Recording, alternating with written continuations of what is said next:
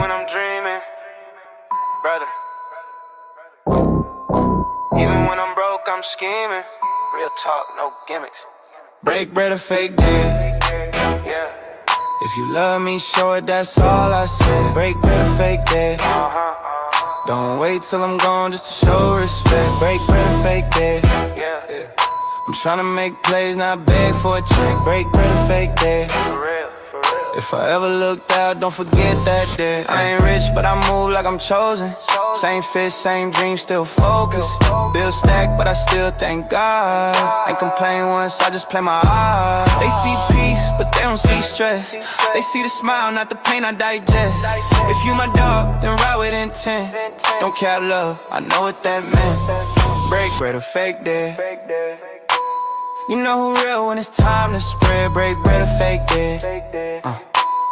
I've been real, never switch for bread. Came from the bottom, but I don't feel low. Had to let some fake vibes go. Still keep it solid, that's nightish cold. Never hate, just stick to the road. It's folks that smile but don't mean it. Love ain't love if you never seen it. I'm just saying, help me win a little. Don't wait till I'm gonna spin a red on bed. I'll build. But if you real, you help to feel. Break bread, that's how love spread. Night is cold, town lit. Break bread, fake dead. Yeah. I'm still grinding, watch how I tread. Break bread, fake dead. Don't show a leg when the table's fed. Break bread, fake dead. Yeah. If you with me, then mean what you said. Break bread, fake dead. I don't need much, just respect my bread. Real talk, no hate, no cap. Open soul forever.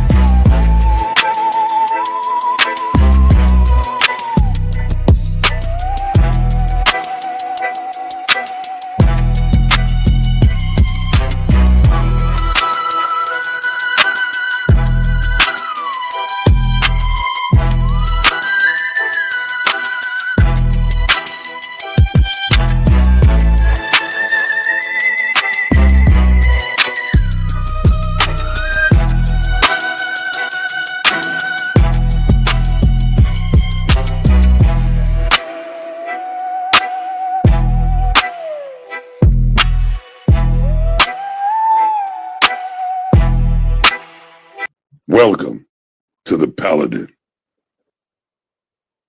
Yeah, welcome to the Paladin, baby.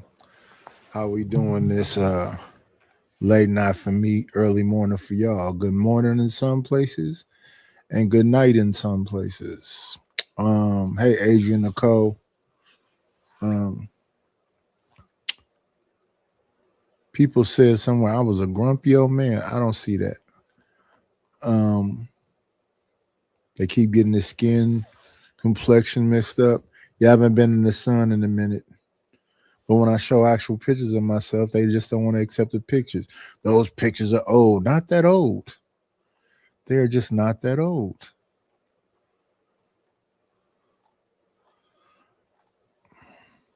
I mean, the ones with my kids, children is old because my daughter's what? I'm 55. So my daughter's 34. Her brother is 27. And his brother is 22. So they ain't babies no more. Let me see what we got going on. Get this up out of the way. What is that? Oh, that's me as a Santa Claus. I got to change them words. We'll get these pictures I think I've shown multiple times. Let me see. What's the most recent picture I got? Now, this one is not that long ago because this is with my granddaughter. It's not that long ago. That's 2017. So that's not that long ago.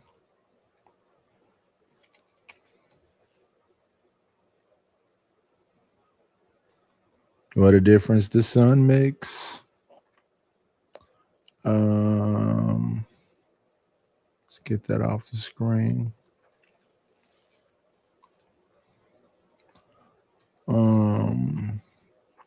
Hey, Joy's Real Online. We're gonna change his background.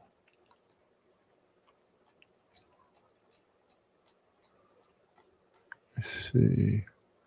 Smoke.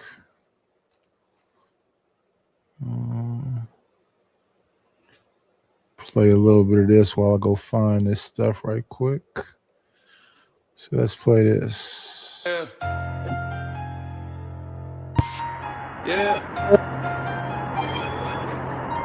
Red no blue nose. Come on, Coach Season. You already know. Yeah. Red nose, blue nose. Come on, go on your ass. No matter where you go. Yeah, I'm on that path. Shit get lit, that's something only you and I know. If you ask me again, yeah, it's all that. Red nose, blue nose. Come on, go on your ass. No matter where you go. Yeah, I'm on that path. Shit get lit, that's something only you and I know. My partner's finna come on. Partner's finna come on in about 20 minutes. Let's listen to a little bit of their song.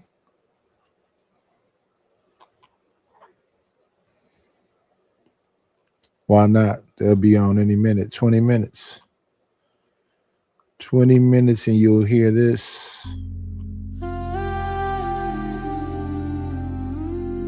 Cherry blossom fields have gone away. Need you every night and every day.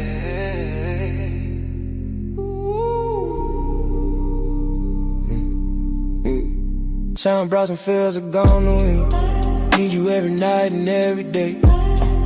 We use high beams, we stay so fresh and damn clean. Get your ass in here, we need that green. If you know what I mean. Camden, east to south. If you know what I'm talking about, it's the Cottage Clubhouse, Cottage Clubhouse figure. Cottage Clubhouse, yeah, the Cottage Clubhouse figure. Cherry blossom fields have gone away. Need you every night and every day. yeah. Predicted, critics that be harder. Step inside, it get messy quick. Chaotic vibes, that electric hit. We flip scenes, make memes, turn dreams to big streams. Numbers jumping like a fiend with a quick twitch, yeah. We outside, no fear in the storm. From the south of Camden, we break in the norm. Hardcore threads, we stay clean like a charm. Whole squad, too loud, too wild, too warm. Candy blossom fields have gone away. Need you every night and every day. Sound effects and cool means, we the damn thing. Get out the smoke, we use high beams. We stay so fresh and damn clean. Get your ass in here, we need that green. If you know what I mean. Camden meets the south. If you know what I'm talking about. Camden meets the south. If you know what I'm talking about. Camden meets the south. If you know what I'm talking about. Camden meets the south. This the house you hear about, yeah. Step inside, it get messy quick. Chaotic vibes, that electric hit. Oh, yeah. We flip scenes, make memes, turn dreams to diss streams. Numbers jumping every time we click. Oh, yeah. Morning grind, late night talk. From Camden blocks to southern walks. Fog too thick, but the vision right. High beams on, yeah, we cut through night. Hit that light, don't hesitate. Subscribe first, then we elevate. Say the name, say it proud. Whole room shake when we say it loud. Say K, K, say ah, say tick, tick, tick, say clubhouse, say K, say ah, say tick, tick, tick, say clubhouse, yeah. Sound effects and cool means, we the damn thing. Get out the smoke, we use high beams. We stay so fresh and damn clean. Get your ass in here, we need that green. If you know what I mean. Camden meets the south. This the house, no doubt. Camden meets the south. This the house, no doubt. Camden meets the south. This the house, no doubt. Camden meets the south. This the house, no doubt.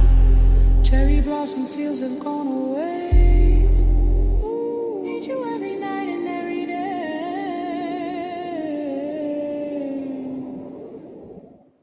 Yep. Shout out to Spodies and Mufasa. Let's get our background.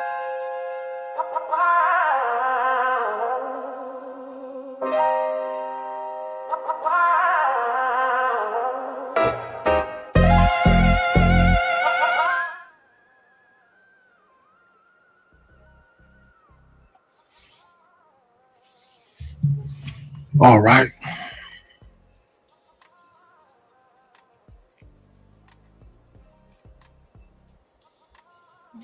Fair use. Let's start off with DeAndre Bonds.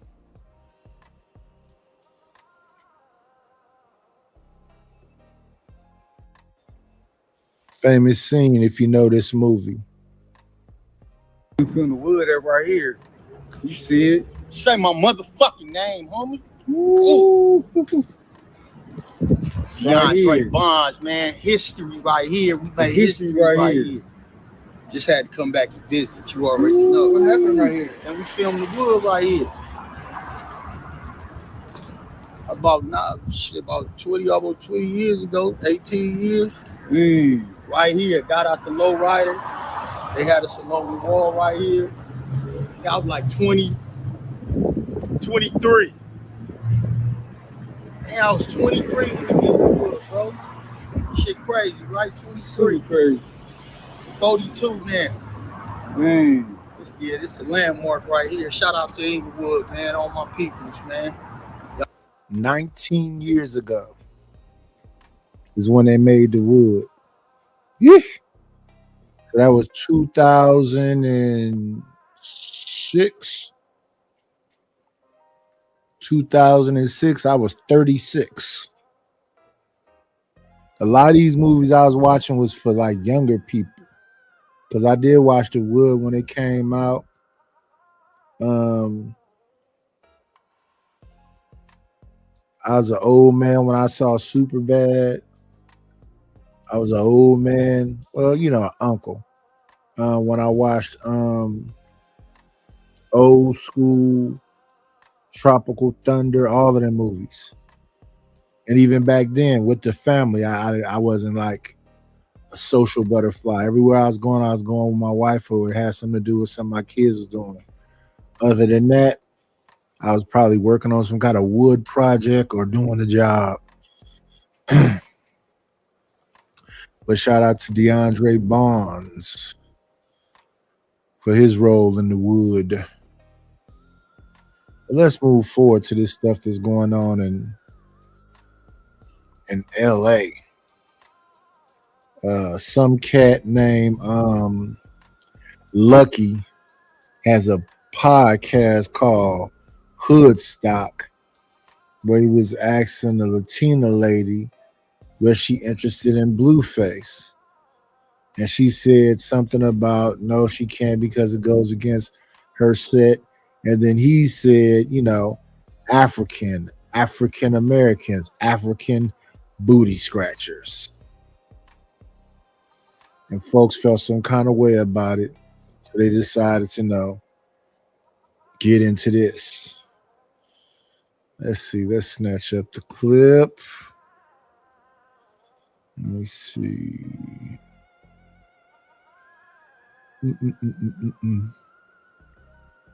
Here we go.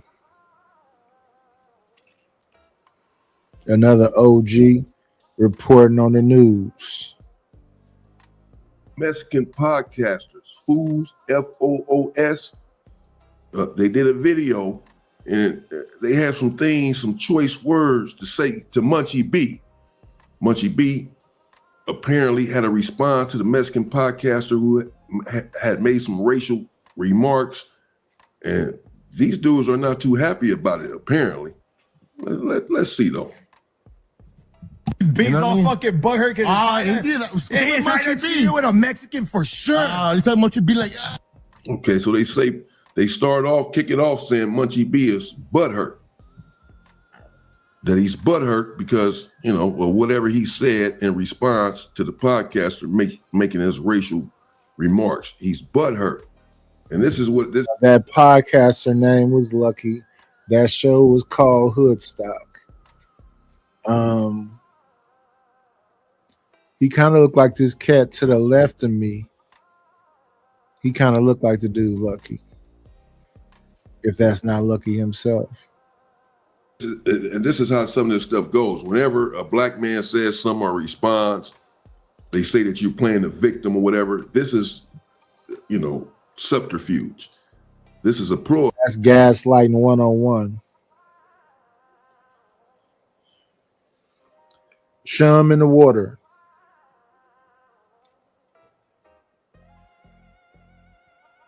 Yep, chum in the water. Like to get black people to stop fighting for themselves and fighting for their rights. That's all it is. I don't know that that's what these individuals, these gentlemen are doing in particular. I don't know them at all. I'll let them speak for themselves. With his little hands like, Munchie B was bad, huh? Yo, Munchie B, chill, bro. You might fucking clog an artery out here. Over here. Yeah, he was mad. Yeah. A lot of black people were mad about those statements. And they're making light of it and they're doing this handicap shit like Munchie B is handicapped or whatever. So, but let's continue. Fucking talking about Vergas, fools. That was gay as hell. He doesn't look at Vergas, but he felt something. He says Mexicans have little Vergas. Shit. Yeah. Good morning, Reese. Good morning, Sugar Bum. Good morning, Stanley. Good morning, Barb. Good morning, Joy is Real. Good morning, SD.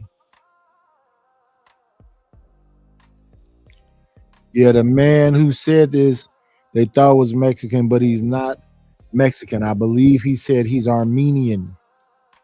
He's the one who used the term African booty scratcher. So he's an Armenian. No, why is he thinking about men like that? I think bro got something against Mexicans. Like, He does. I think he's the I think racist it's safe one. to say Munchie B is the racist one. Straight up, safe to say, because P-Face came, he talked to shit and he said He apologized and everything, and he still keeps poking at that. Like, fool, what do you want to do, dog? He wants to cause a war. He's not still cause a war. How's he trying to cause a war, bro? So he said P-Face, where the fuck, said what he said. He apologized and he's still poking. He's not poking. He had that one response to it, bro. Before he apologized, Munchie B had a response to it. He's not poking. And just because you apologize, yes, it's good to apologize when you say some things that make a mistake if it's an earnest, genuine apology. But that still doesn't nullify what you did. If I slap the shit out of someone and I say I'm sorry after I slap them, it still does not erase the slap. They still may say, well, I appreciate the apology, but my face still hurts. My face is still swollen. You still slapped me. I appreciate you apologizing for it. I really do. But you being sorry does not negate the swelling in my fucking face, period. Or something. Then he wants us to go up there, dog, and talk that gangster shit. Like, fool.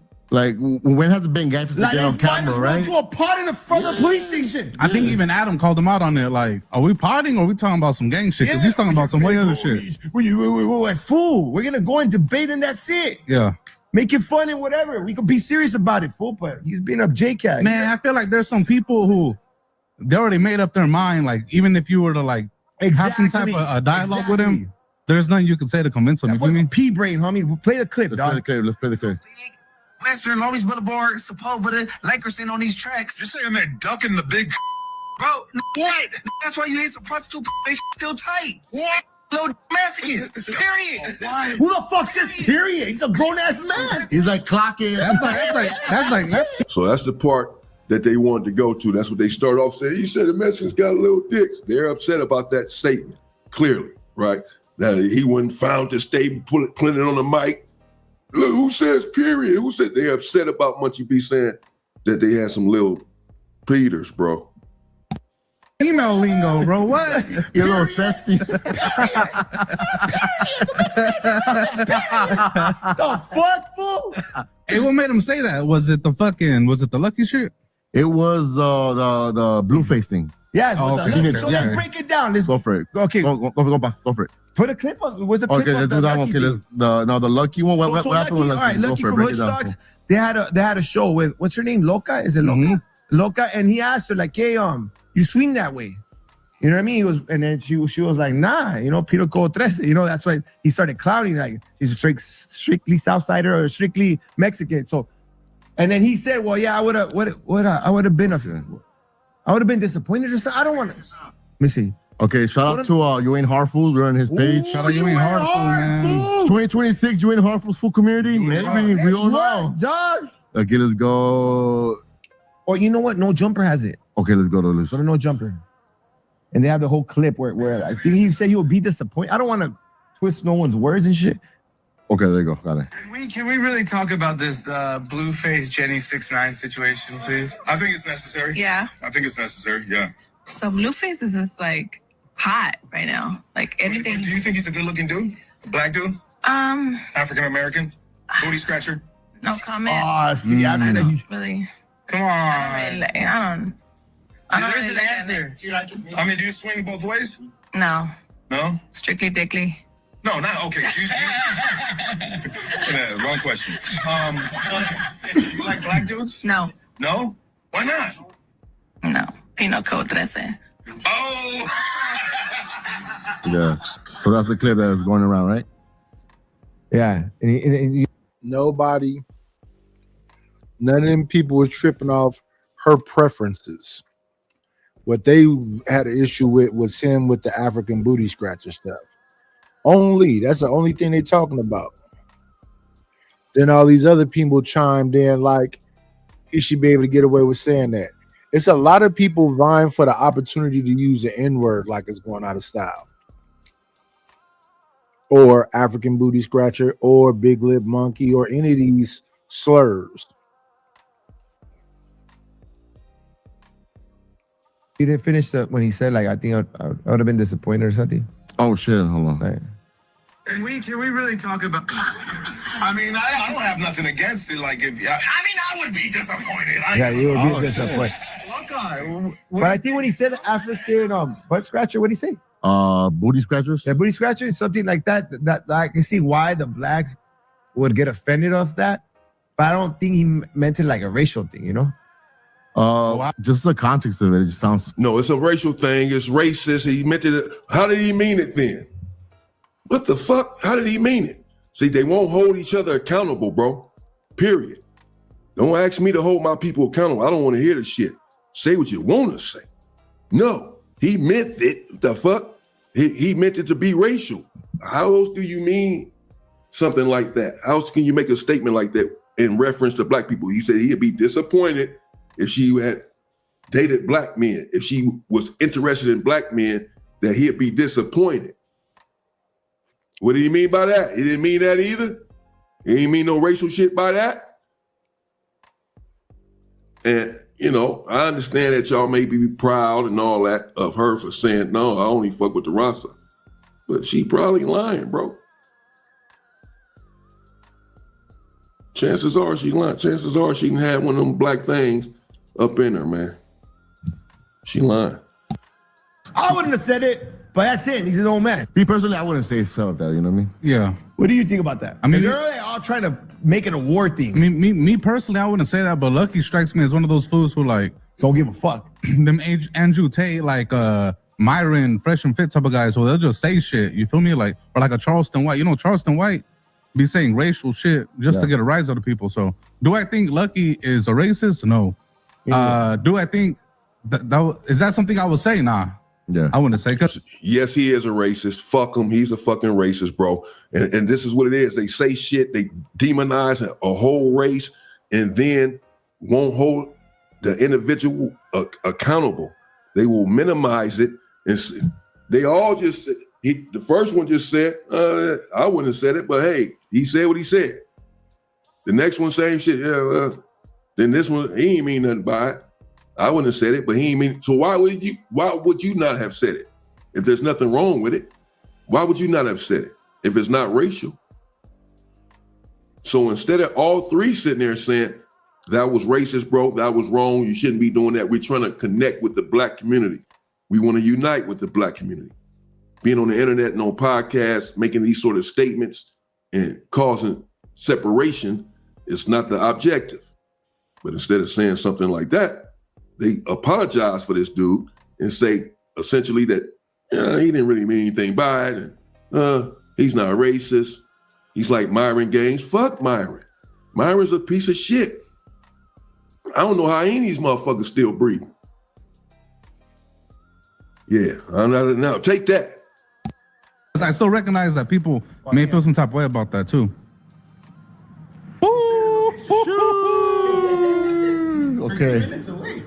Okay. Oh shit. Okay. And the thing about Myron is Sudanese. I believe Fresh is Haitian. So when they say they don't dabble in the dark because they don't mess with black women, and they like to call people the hard ER, they've been caught wearing Klans outfits and you know, white hoods and the whole get down. They're anti-black people. If that's a such thing. No shit. That shit, dog. See what Okay. Are we back? Okay. You feel like Adam is trying to stir like a race war? Matter of fact, I think that guy that's jumping up and doing all that movement and being all animated, I believe his name is Comparator. I don't know the other two dudes. If I'm not mistaken, them other two dudes have a different podcast with AD brother. I forget what it was called. But they've been around for a minute too. Comparator. He used to be on No Jumper with Lush. Nah, he just knows content, fool. You know what I mean? And he's down to sit down and debate. So I see where he's trying to go with it. But Lucky don't play that shit. You know what I mean? And I feel like what Lucky said, we'll say it in front of a black. Like when I think he posted a clip after joking around with a black saying something about like, you guys' utensils a tortilla, and then boom, boom. You know, like he's saying like, Do you think Lucky should apologize? If that's how he feels, hey, that's him, fool, right? That's him, right? That's his platform. That's what he That's wants his to do, you know what I platform. mean? Yeah, that's his platform, and everybody I wouldn't have said that either. Yeah. So there you go. The way he's They're all saying they wouldn't say it, but it's due platform for him to say whatever he wanted to say. And see, the way accountability works is if y'all formulate as a group that ain't cool, you let him know it ain't cool. You also let it be known that he is not Mexican.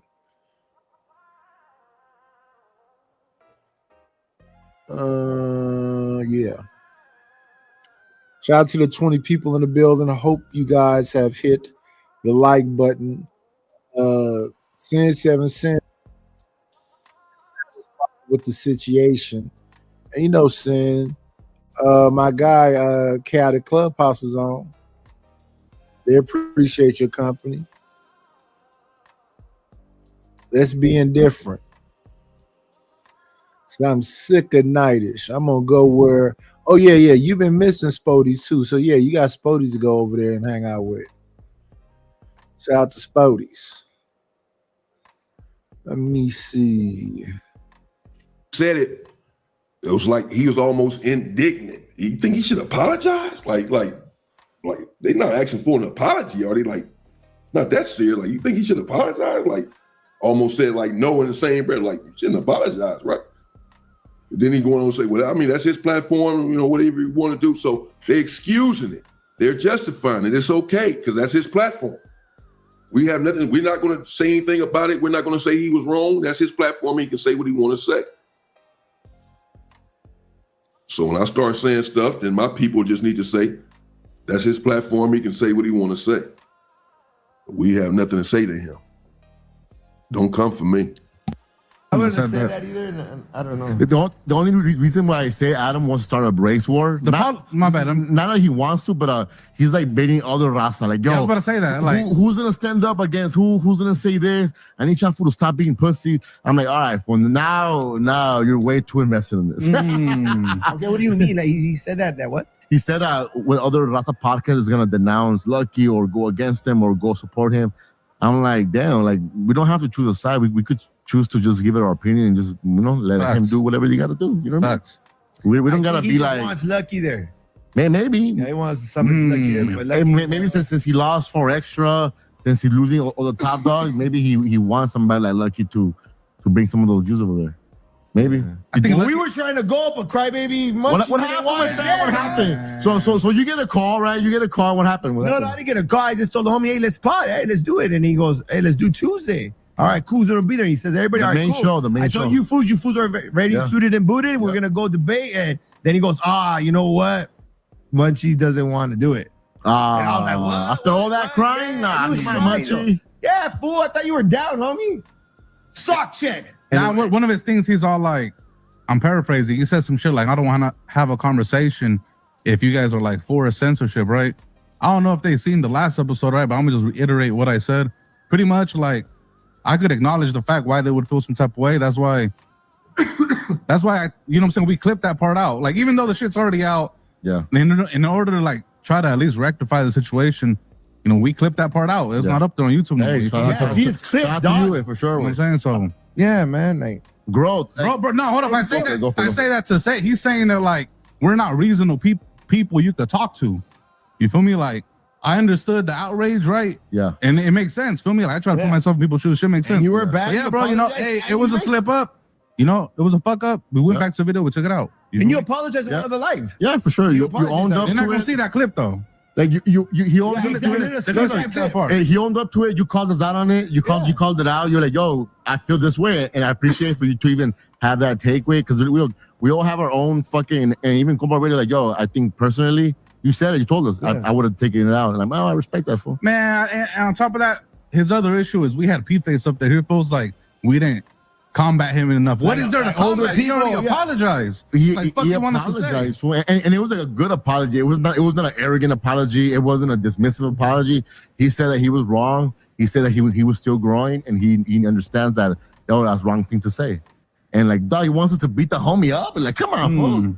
Nah, he gave his take, and I believe him. I believe when P-Face said that, fool. Like, I believe him. So, yeah, shout out to him. Yeah, of course you believe him. You know what I'm saying? But if a black says something and does something, y'all don't believe when he say he's reformed. You know, what you want us to do? Beat him up? No, check him. Say something. Not just, oh, hey, he apologized and hey, you know, what do you want me to do? So I can say whatever I want to say on here. I can come out and apologize, and that makes everything okay. The more you know. I'm glad to know this shit. Who knew? I'm learning every day on YouTube. Now I know I can say whatever the fuck I want, and no one can say anything to me. Oh man, stay tuned, y'all. Stay the fuck tuned. You know, we're here to build homies, not break them down. Exactly, dog. You know what I mean? We're trying to go over there on some peace shit and walk out like with some unity shit, and we're still unity, but I guess you just you hold grudges, dog. And Munchie B, he needs to start uniting his community. Exactly. He's so worried about our community. Be like, bro, how about you unite the people around you as well? You always talking shit about someone. You're always hating on another person and no jumper, hating on this person, hating on start out with your community as well. You know, bridge the gap. Show the people like what you're trying to preach at. You're trying to preach unity. Yo, start it in your backyard.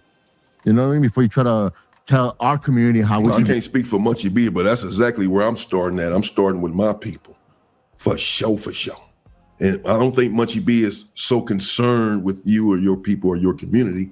He just simply had a response to a racist remark that was made, and obviously the response upset you all, you know. But I'm not here to defend Munchie B. I'll let him speak for himself, man. The gangster shit off camera. And keep the gangster shit in the motherfucking streets, fool. Busted or what? You know what I mean? Keep that shit in the streets, fool. Fuck all of that. Yeah, dog. Like, where's your big homies at? What you like? Whoa, dog. What's you talking about? All that shit's weird shit. You know, like don't put us in that fucking street podcast. You feel like he gotta go that route because he can't actually have an actual conversation with you on some podcast shit? Yeah, exactly. He says, so bro gotta bring them some gang shit. And then he goes, Raider might as well don't bang, fool. I'm 4 years old. Of course I don't bang, dog. Bang yo. Nah, just kidding. If I make money, we working over here, dog. You know what I mean? I'm a grown man, I got kids, I got businesses, dog. Who the fuck bangs at these times of day? And shout out to you, because even on that live, you show love and you're like, yo, fuck, I could teach you how to make money. Yeah, I shot him $20 to the team. I'm like, hey, fool, what's up? Because I'm not about all that. What are you trying to act all tough on camera and then someone gets busted? Yeah. Like, what are you doing, fool? And then plus, like, you're already retired. Everybody's retired around here, right? Yeah. Don't gangbangs. The fuck? You really like 50 years old banging, dog? I'm not old, but I'm seasoned. But I'm seasoned. You know what I mean? Like, look, we're on to spread love, no hate, stop the racist shit. Like, this platform is about unity, and we want to elevate our people and everybody that fucks with us. You know what I mean? And we're not trying to do all that dumb shit. And it's okay. We don't have to sit down with you, dog. You know what I mean? We tried. You said no. Now you're down, and it's like see how you want to bring up some gangster shit, all that shit. Like, we don't do that on camera. Like, come on, dog. We grown, dog. The only weirdos are gonna get up on the camera and talk about street shit. Yeah, like, come on. Fuck, that's now I kind of see what P-Face was saying. Yeah, like go to that whack ass show over there in the middle of nowhere with some whack ass shit. Like go to those low budget podcasts, fool. Yeah, do all that shit. We're trying to speak some LA shit, some brown shit, some black hip hop shit. I'm saying, like, music shit. Have real conversations, not just dick grown shit man for conversations. clout. Yeah, dick sizes and shit. Like, the fuck? Whoa, what the Munchie B, what's up with you, dog? Well, I'm willing to have a conversation with you all, just for the record. I'm willing to have a conversation with you all at some point. At first, my objective would be to clean up my own community and to unite Black people, because we can't unite with anyone until we are all united. But once that is established, and it will be at some juncture, then, you know, we can sit down and come to the table and work out some past issues between the two races and try to unite in earnest if the individuals are serious about doing so. Ooh, that sounds dumb as fuck. Damn, dog. And he be getting riled up. Why you be seeing him like, it's because he's drinking. And I'm like, dog, like, he just imagining us, you know? I think he needs love, huh? Munchie B needs a hug, fool. Yeah, dog. Yo, Munchie B, we give you a homie hug, dog. Right there, fool. Homie hug, fool. You need some love in your life. Yeah, you need prayers your way. You need prayers your way. You know what I mean? Sheesh. But you feel like bro has some type of anger? Man, can I just say it? Could have been honey. just give him on the talk. You feel like bro has some type of anger because like he is blind, or is that a reach? Like I don't know if it's a character. From what I see, he probably acts like that off camera. When a camera goes on, I put up a character. That's why he probably thinks, oh, this dude's done this, that. Well, yeah, I'm right here to entertain and whatever. But I feel like he's probably miserable. And also us, how we part ways like the homies hanging out. Yeah, and they don't like, oh, you gotta be super serious. Like, dog, like when you're with your homies, man, you're gonna clown, you're gonna talk shit, you're gonna laugh, you're gonna get fucking drunk, you're gonna say some fuck, you're gonna slip up. You know, it's partying, fool. You know what I mean? Let us grow out here, dog. Like, who's trying to fucking. The whole shit just seemed like a reach. You know what I mean? Did. I think even Anne Hefe, Adam, everybody's kind of looking at him like they weren't really engaging on it. And it's like, all right. It's because Adam wants to do content. And he knew that we'll do numbers, get us together, and then debate, and at the end, get some positive shit out the way, you know? Yeah. But you know what I mean? He knows it'll be an explosion episode, you know? But it would have been like some grown man shit. But this one wants to be like, talk some other shit, and it's like, because I wanted to go away and just have fun. I wanted to go exactly. there. I was gonna clown Munchie B. I was gonna do all that shit. You get no 12 points fucking up someone like that, fool. Come on, Munchie You B. know, and I like Munchie B. Fool. I like Munchie B on the podcast. That was funny, dog. It was funny. He's from Inglewood. Shout out Inglewood, and I like him in the space. But I'm like, dog, you're taking it a little too far. Now it's getting corny. You know what I mean? It's no longer funny no more. You know what I mean? Get your. So let me get this right. Y'all like Munchie B. All y'all like Munchie B. To an extent. Today he was going into a back and forth. Who was Munchie B fighting today? Well, the other day Adam pushed his hand and kicked his sliding chair over. And they said they look at that as an act of war.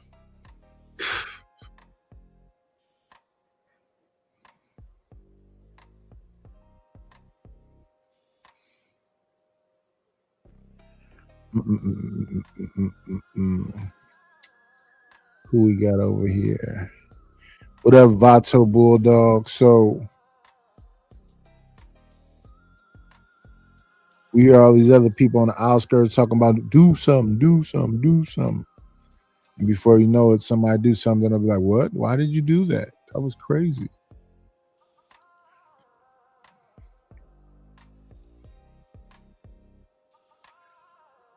Before this response, before he simply had a reaction to being offended by someone, by your people, and now that he's responded to your people, now you don't like him no more. Now I ain't fucking. Now he's angry. He's angry because he's blind. Y'all wasn't saying none of this stuff about the man before.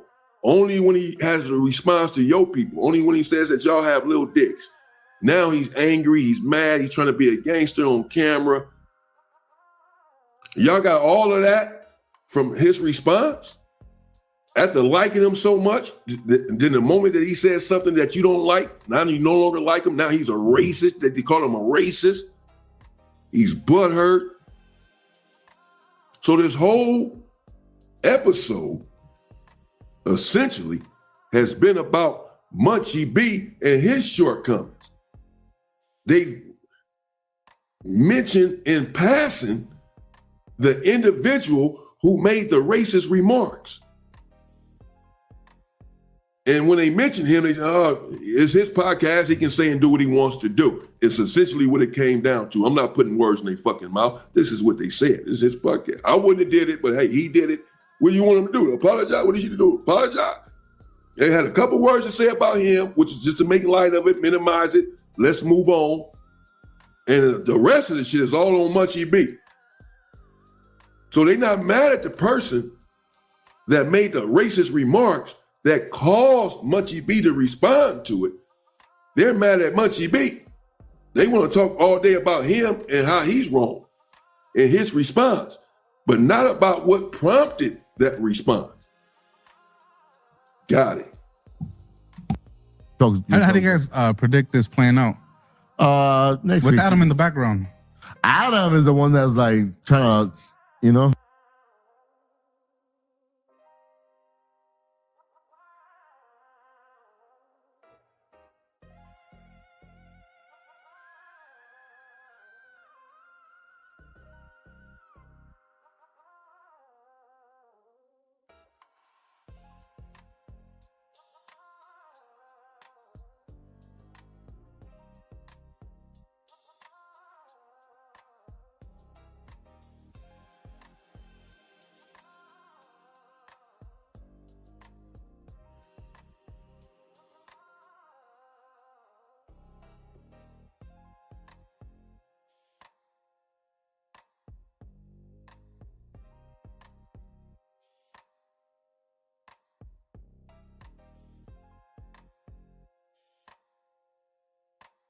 But No, Adam knows content. I think like a week from now, nobody gives a fuck again. Adam knows content. Yeah, Adam is just gonna like monetize people This is crashing bad. out with people that are gonna go out there and do the shit. Hey, fuck it. Did Munchie B have a? All right, man, that was it. That's what they had to say. It just went off suddenly.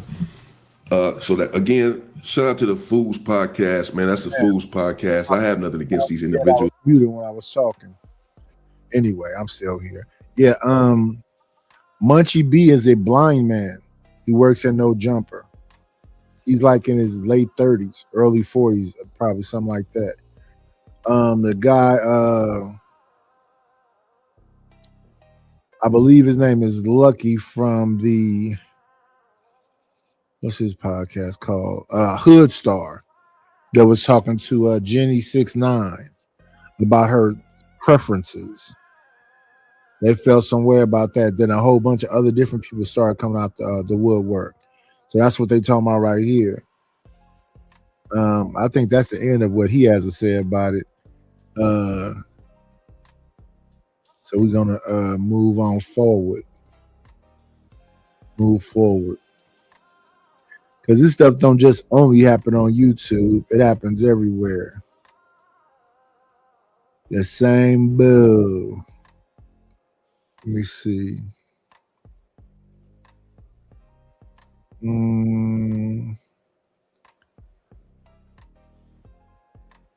want YouTube. Where is it at? Here we go. There we go.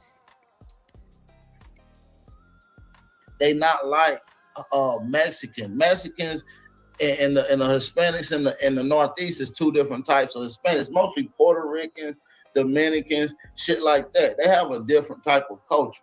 You feel what I'm saying? And a lot of the aggression that you see towards Hispanics in the West Coast, you don't see that because of the numbers. It's very tremendously different than what it is in LA County. You feel what I'm saying? You got to realize Big black facts. people are the majority down there in Chicago and in Philly. Chicago, Philly, Baltimore. Marvelous. What's the deal? By the way, okay, so let's address this issue correctly, right? And get down to the bottom, because what all you guys are doing, right? And this is as podcasters, not as a racial thing, is bringing gang shit into the equation, and it has nothing to do with that, dog. First of all, the dude that made that statement isn't Mexicano. So for you guys to bring up Mexicans or Hispanics or Latino as a whole, as in a racial divide, that's false. You should not do that, but address that man as a man and let him deal. Go ahead. Is he a Southsider? That doesn't matter. That's where you're bringing it into gang equations.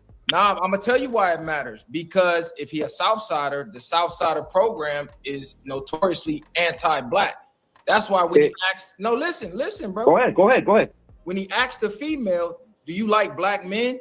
Do you date black men? She said no. He said, why?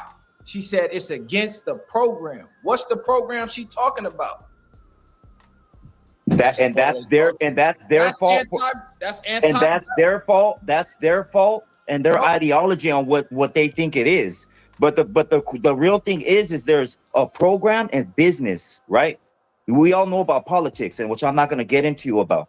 That has to do with politics, homie, not the street or podcasting as an individual. That has nothing to do with it, dog. So whether he's a Southsider or not, and whether people want to back his play as a Southsider, you're calling out a whole car, homie. That's what you're doing. You know, if you say something, let me say one more thing, homie. If you say something disrespectful about me or whatever, I'm not gonna go diss all the blacks and say, hey, every black person is that way, because they're not.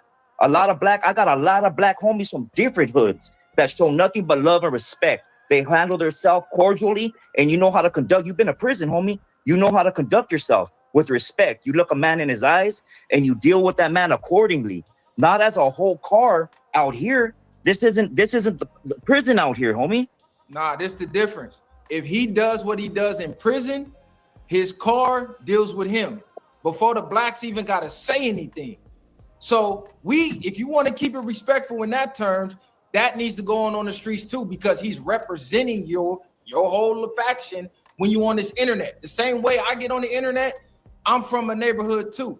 So if I do some shit that's out of whack with the neighborhood, regardless of if I think I'm just representing for me or speaking for me, it's bigger than the program. I'm a black representative, period. If I get on here and I start saying, man, fuck Mexicans, woo woo, and that could lead to a war in the street, guess what? The blacks have to hold me accountable and be like, nah, nigga, you tripping.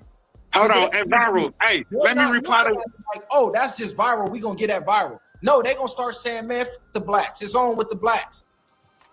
Let me reply to his statement though. Accountable, bro. We can't. Let me reply to. Oh, it's that one man. Nah, bro. We gotta hold each other accountable. No, but viral. At the same time, it wasn't just him. It was a whole group of them up there, and you let old boy call in on the same type of fuckery and the same type of energy. So we can't just keep it to him because it's a whole group of them up there co-signing the same fuckery and bullshit. Who's the group? Who's the group that you're saying? It was 3 of them up there, the call-in nigga and the fucking chick that was up there. That's 5 fucking people co-signing the same fucking bullshit. And for the record, I already stated this ain't directed to all Hispanics. So if you're not racist and you're not anti-black, don't take offense. If it don't apply, let it fly. This is to the ones calling us mayates and all this shit. And I don't even care about them. It's when you try to get involved in black culture, like you want to call us this and that, but then you want to rap. You want to say you don't fuck with black. Let me tell. All right, look it. Let me tell all you guys something about that. Okay, you want to bring up rap and how Mexicanos cling to you dudes and all this and that, right? And you want to talk about your captivity and all this and that. We were the first ones to go under captivity. If you know your history, we were the first ones to go under captivity. So you can miss me with all that slave shit because we were slaves too. And we're both slaves together now in this country. That's false. That is not false. You don't know your history, bro. I teach history. No, I'm gonna tell you why it's false. Black people, man, most black people ain't even from on Africa, the planet bro. before Hispanics was a race. And we was all each other. Our lineage goes farther back than anybody else's lineage. The whole rap and hip hop industry is based off of poetry, bro, and telling your story of captivity, homie, and the trials and tribulations that you're going through. Okay, let me ask you this one question. Let me ask you this one question. You can't argue with me, homie. You can't argue. I want to ask you a question, bro. I just want to ask you one question. Go ahead. Hold on. I'm gonna ask you one thing, bro. How many black men? I just want to ask you one thing, bro. How many black guys did you see doing mariachi music and shitting on Hispanic culture? None. How many what? How many black people did you see doing mariachi music that's shitting on the Hispanic culture? None. But we see Hispanics doing black culture but shitting on us as a people, though. And then another thing is we can't let that doesn't even make sense. What is hip hop. That makes perfect sense. That makes perfect sense. We can't let y'all redirect what is hip hop. Hip hop. Look it, bro. Look it. Hip-hop. Ain't nobody redirecting what is hip hop, but you're not gonna say that's yours and be a gatekeeper. Hold on, you're an outsider, bro. Hip hop deals with 5 elements, bro. Simple as that. It's 5 elements to hip hop. Let's hear this. It doesn't deal with poetry. And the thing is, they was all independently created by the black people in America. You guys came along later, and we allowed you guys to be participants in it. Bro, what are you talking about? False. No, bro, it's MCing, it's DJ, it was breakdancing, it was graffiti, and it was knowledge of self. You know what? Let me explain something. Okay, go ahead. It wasn't about captivity. We started a culture in the inner city, the Bronx, New York, to be exact. Yeah, there was some people of like Jamaican descent, but they had Black American influence because that's where they were raised. The Jamaicans even copied the Black Americans, like started telling our stories. We started telling our stories via rap. It caught fire. It went worldwide. Every culture is now a part of it, but don't get it misconstrued. That is still Black culture that they're a part of. We can't change the history. Look it. Let me explain something because you just said what I said right now. They were telling the story, right? Through dance, music, and song, right? Yeah, but it was the Black American experience. This wasn't. What is black? Is Puerto Rican black? Is Colombian black? Is Cubano black? They have black in their history. Listen, y'all was telling y'all. Man, you're so caught up on the word black. That's what keeps you. That's what keeps you in your little box. You're so caught up on that word. Keep it G. I'm not caught up on the word. What I'm caught up on is anything that we create. No one wants to give us the utmost credit for. It's like, yeah, y'all. Let me tell you something though. This is what you're not understanding, bro. Anything that y'all create, we give y'all the credit. Like Viral, check it out, Viral, check it out. Let me say this one thing because I gotta start my show. But let me say one thing, bro. Let me say one thing. This isn't something that you started. This is both of our stories of captivity that we're expressing through music and dance. So you can't go claim the fame as a single segment group, bro. You can't do that. It's not both of our stories. Bro, this is something we not in created. captivity, bro. You need to study, bro. You need to study history. Bro, you can't tell me to study my history. What do you mean study your history? I actually teach your history. What are you talking about? That's cool, but you can't tell me about my history more than me. The fact that you're saying tell us about your Asian history. Why you don't talk about your Asian history that you got? And what do you? You're coming out with some nonsense, homie. Where did you get Asian from? Where did you get that from? You know, where did you get that from? He don't know nothing about his lineage, bro. He don't know nothing about the lineage talk, bro. No, you don't know anything about the lineage talk, homie. You should watch my show, homie. You should watch my podcast so you can learn something about your culture. Because what you're dealing with right now, what you're dealing with right now is a trend, homie. You're stuck in a trend, in a gang mentality, homie. This has nothing to do with gangs. This has nothing to do with gangs, homie. Make that shit make sense. I'm gonna learn something about a black culture from Hispanic. Make that make sense, bro. Make that shit make sense. I'll make a whole lot of sense with it. Come on, bro. That shit don't even sound correct. You're in your feelings right now, and you're emotional. That's what it is. You're emotional, and you don't know how to deal with it. Tell a black man about you don't know how to deal with it. Ain't nobody non-black tell a black man about black culture, and you non-black. It don't so work. You're like black. That. So you're it black. Don't work like that. Are you black? Are you black? Hold on. I don't want to mute y'all. Look, the fact that you just asked this man, what does Asia have to do with Mexican culture? That let me know you ain't studied enough. Listen, he don't know. So how can you tell us about our culture? You guys are just piggybacking off of it.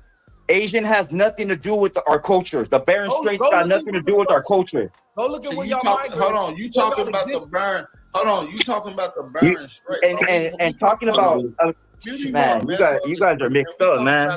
You guys are mixed up. We talking about the Pacific slave trade from Asians being enslaved in colonial Mexico. Do you not know about the treaty? Okay, listen. What do you talk? Of course I do. Of course I do. I talk about it on my show. Maybe you don't know who I am, but I talk about all that on my show. What this has to deal with, what this has to deal with, is a Russian dude disrespecting you guys and using the words from a movie that was put out. That's what it has to deal with. You deal with that person as a man. You deal with that person as a man, not a whole neighborhood, homie. You don't want that war. Don't do that. There we go. Because that one man something, another one man said something. We go to the fifth degree, the fifth element. What you said, he said, she said, and what it's gonna be. I think they should have a dance battle like Drake and Usher. No, like Drake and Chris Brown. What up, Dragonfly Jones?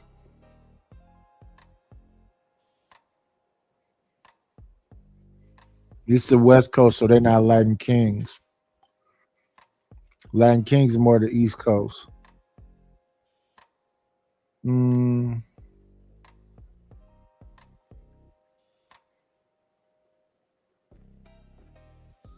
No, why would I lie to you, Sin 7 I know you got an attraction for that individual, and I like to see you be happy, young lady. Don't do that. What war, bro? I'm saying because you're calling out all the Southsiders, homie. You're disrespecting the whole car. Don't do that. What war, bro? We're not the only blacks in the world, bro. I'm not saying that. But you don't want to do that, bro. You don't want to do that. Tell me what That's what I'm saying. That's No, what you I'm saying. You can't tell me what I want to do. I want to do exactly what I'm doing and speaking up for my people. The same way y'all speak up for Then y'all speak people. up for your people. Then That's teach what I'm them. doing. Then So then hold teach your them. people accountable. Because I'm doing that. That's what you're I'm doing. not. By Yeah, telling yeah. us a fucking movie link. It was a movie reference. Where in that conversation did he reference the movie? What did he say? You know what he said. You Okay, tell me where did he get that line from? I can't tell you because he never referenced the movie in that combo. He doesn't have to Nowhere in that reference the combo. movie, but he heard it from somewhere, right? I don't give a fuck where he heard it from. The bottom line, listen, listen, Viral. Listen, I heard a lot of derogatory racist words. I did too. Towards the Mexican community in movies. That don't mean I'm gonna get on my podcast and say them and say, well, I heard that in a fucking movie. Okay, then address that man in his podcast, not a neighborhood. Not a neighborhood. No, I'm addressing that whole culture because that whole culture is trying to get involved in our culture while saying we don't fuck with your culture. So why are you trying to be a part of us? So then you're the racist then. You're the one saying that you don't fuck with our culture, right? That's what you just said. What? Tell me where Didn't you just say that? Tell me where I said that. Right now, you just said, repeat what you said. I said that you don't fuck with our culture. That whole South Side thing where she said I can't date a black because it's against the rules. That culture wants to rap.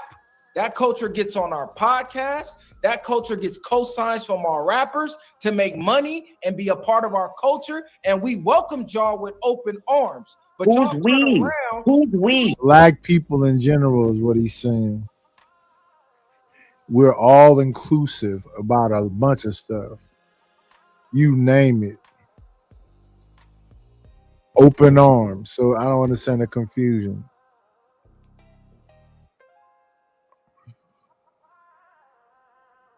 The dude that made this comment, I don't think he make music. He just got a podcast.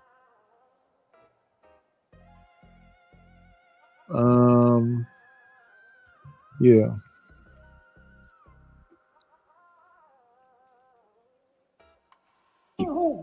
Who's we, homie? You're not the one making a deal. You're not the one signing. You're not a producer. Who are you? I don't give a fuck. If you black, I'm black.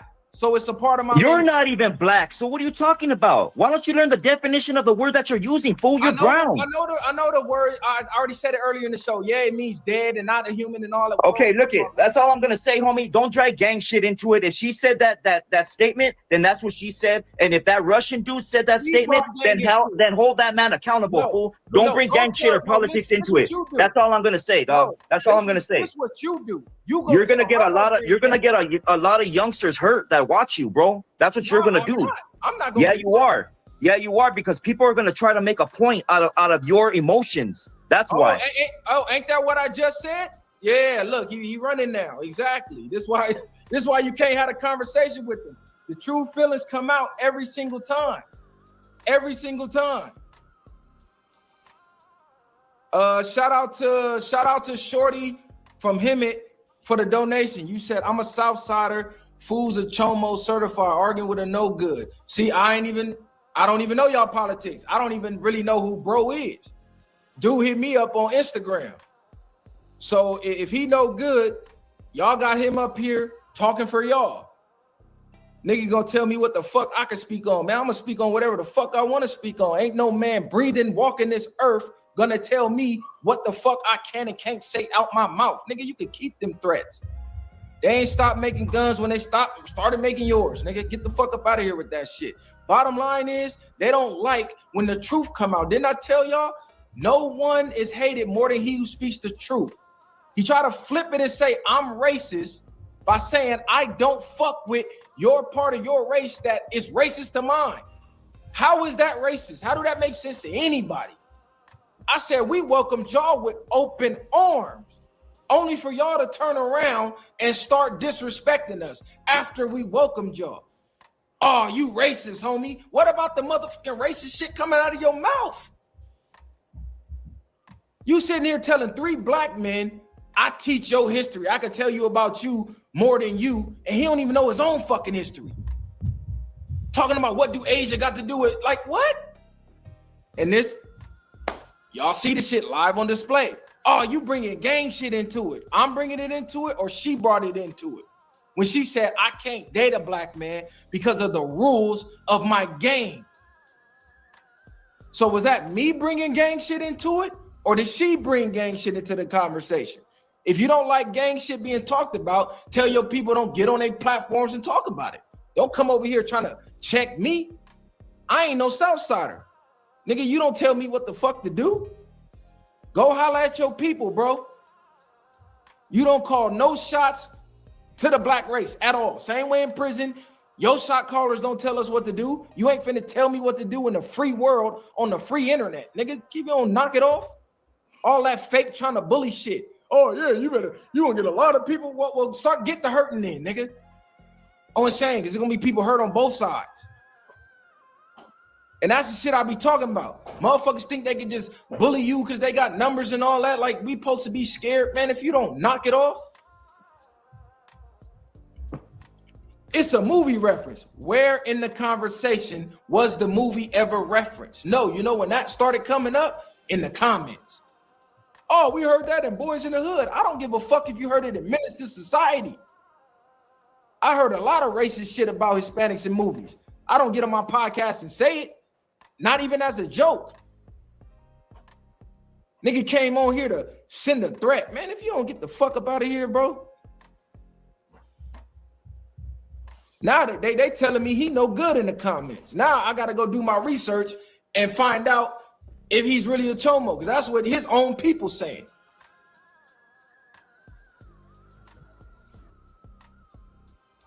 These niggas is crazy. Y'all got us fucked up though. He came on here, try to have a respectful convo, but you know when the facts start hitting, you can't rebuttal with nothing. So now the anger kick in, now the emotions kick in. Now you start saying shit emotionally like a female instead of having a civil, logical conversation. If you didn't know about the Asia history with your people, maybe you should go do some research and be like, damn, I never even looked into that. Yeah, I'm gonna do my research and get back to you on that.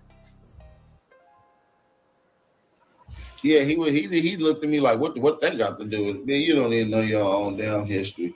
I don't like when people flee their own homeland, didn't fight their own government to build and do all they shit there, but gonna come here and try to fight us and our shit that we built. I just don't like that shit. Right, nigga, you the fuck you gonna tell me we can't speak up for ourselves? Nigga, if you don't get the fuck up out of here with that, fuck is wrong with niggas? Oh, don't speak on the whole card. Well, nigga, tell your card stop saying anti-black shit then, nigga. Yeah, because when it become anti-black now, you speaking on a whole race at that particular right, time. you talking about a game. The whole card. You speaking on a race, nigga. Fuck a black, fuck a Crip, a Blood, a GD, a B. You speaking on the black race itself. You talking about a game. Nigga, if you that was what Munchie B point, just to get back to the topic a little bit, that was his whole point, even bringing it up about the P-face dude in the whole situation, because it's disrespecting the whole race. It's not about no banging shit. And that's what I say is when you get into it with them, it goes from some gang shit and it goes to some race shit. It never stays with the gang shit. It always goes to some race shit. Well, that's why I was trying to explain earlier. A lot of that race shit, a lot of their gangs is from their culture. It's cultural gangs. You see what I'm saying?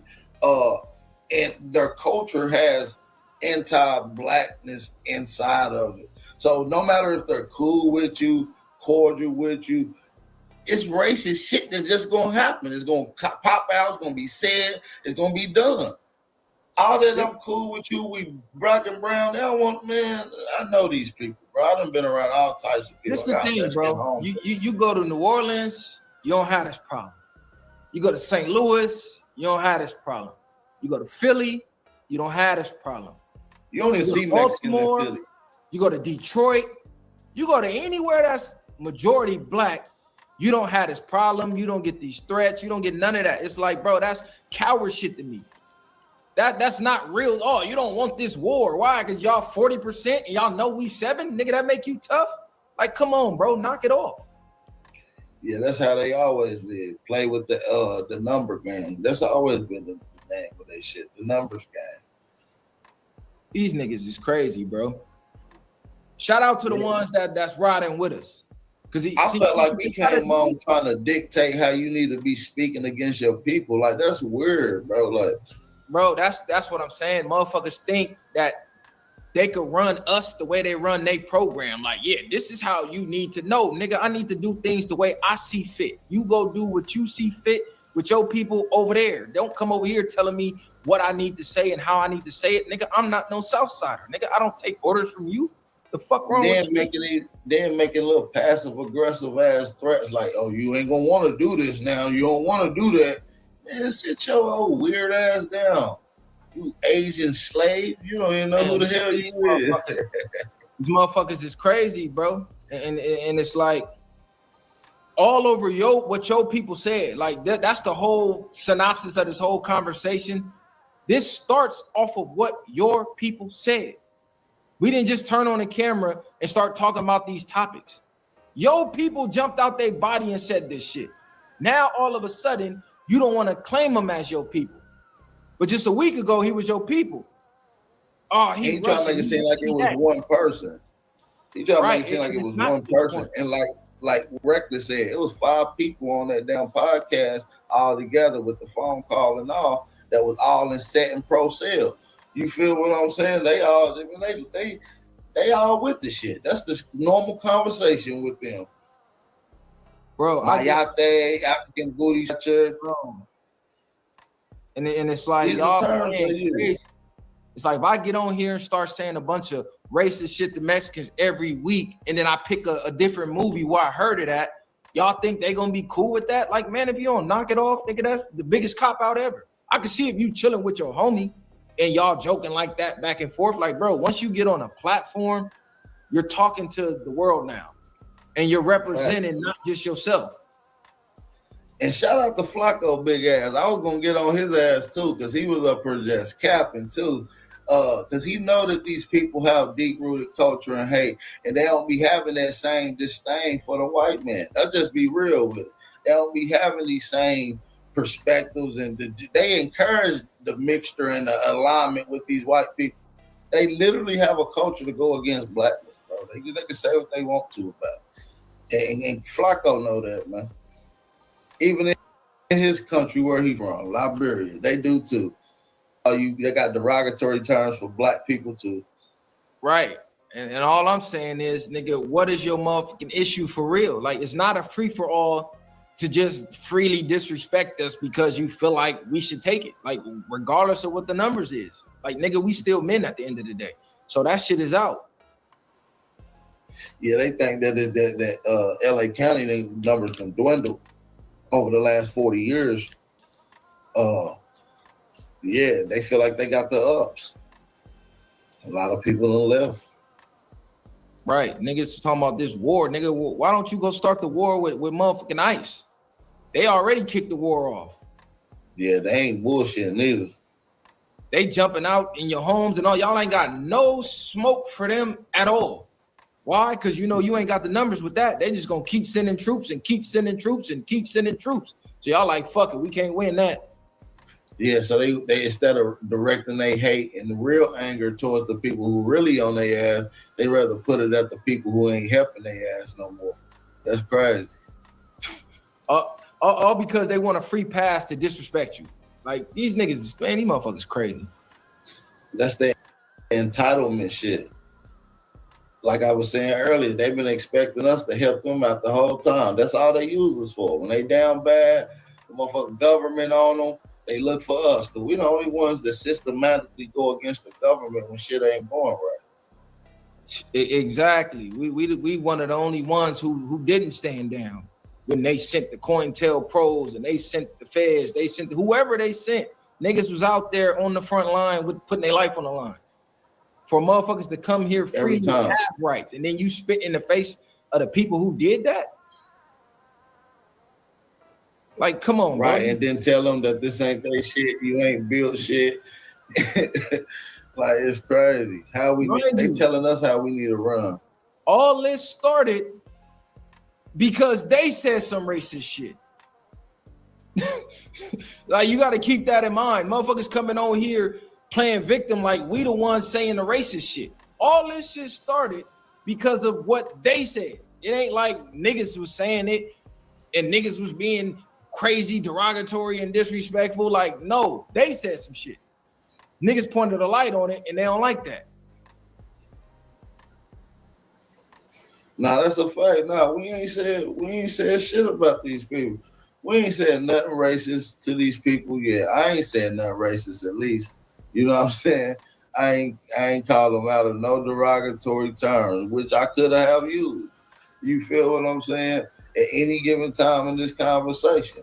You feel what I'm saying? But nah, it ain't even about that. But they know what they be doing, man. Like, they got a deep-rooted hatred for our people. We don't got that in our culture. We don't got no cultural aspects that just hate Hispanics and shit. We don't got nothing like that. Bro, we don't got no culture that hate no other race because we don't even think about no other race till they come fucking with us. We be in our own world creating our own culture. That's the thing. Motherfuckers want to be a part of everything we create and we let people. The problem is they get comfortable and start thinking they can tell us about our own culture. Like something as simple as hip hop. Oh yeah, that's both of ours. Like what the fuck you mean, bro? Yeah, that's cap. These niggas is crazy. And words have meaning, bro. Words have meaning. You talking about have hip hop is vibrations. about poetry. He started lying and shit. Nigga, hip hop ain't about no motherfucking poetry, nigga. Shut up. But yeah, shout out to the chat, man. Y'all hit the like button. Y'all seen how this shit go in real time. Y'all see who get emotional and who don't. Y'all see who talking facts and who not. Y'all see who's speaking with logic and who's not. It ain't no different than the government trying to censor the people. When you start speaking the truth, they don't want you to speak.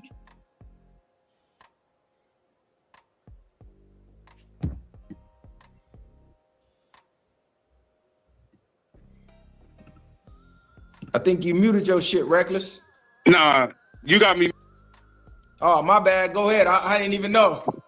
Go ahead. I'm like, damn, why Reckless ain't talking, cuz? What's up? The bro put me in timeout. Damn, the bro put me in timeout. I didn't even know, bro. I'm like, damn, this nigga Reckless. Quiet as a motherfucker, man. What's that? Nah, bro, but nah, that's why I asked the bro that one question. How many black men do you see doing mariachi music that's shitting on the Hispanic culture?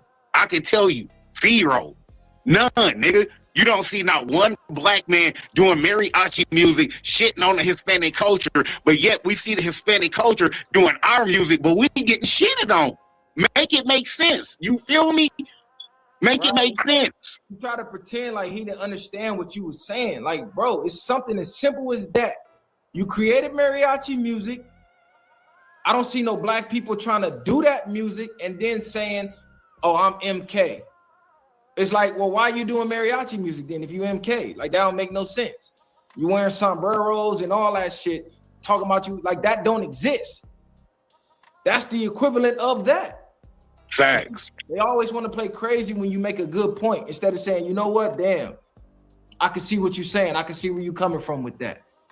But let me be honest, Viral, bro. You and the bro, y'all all killed every narrative he tried to come with. He tried to come with the, oh, this is our culture. All right, he killed that with the history fact on the lineage with the Asian. He killed that narrative. You feel me?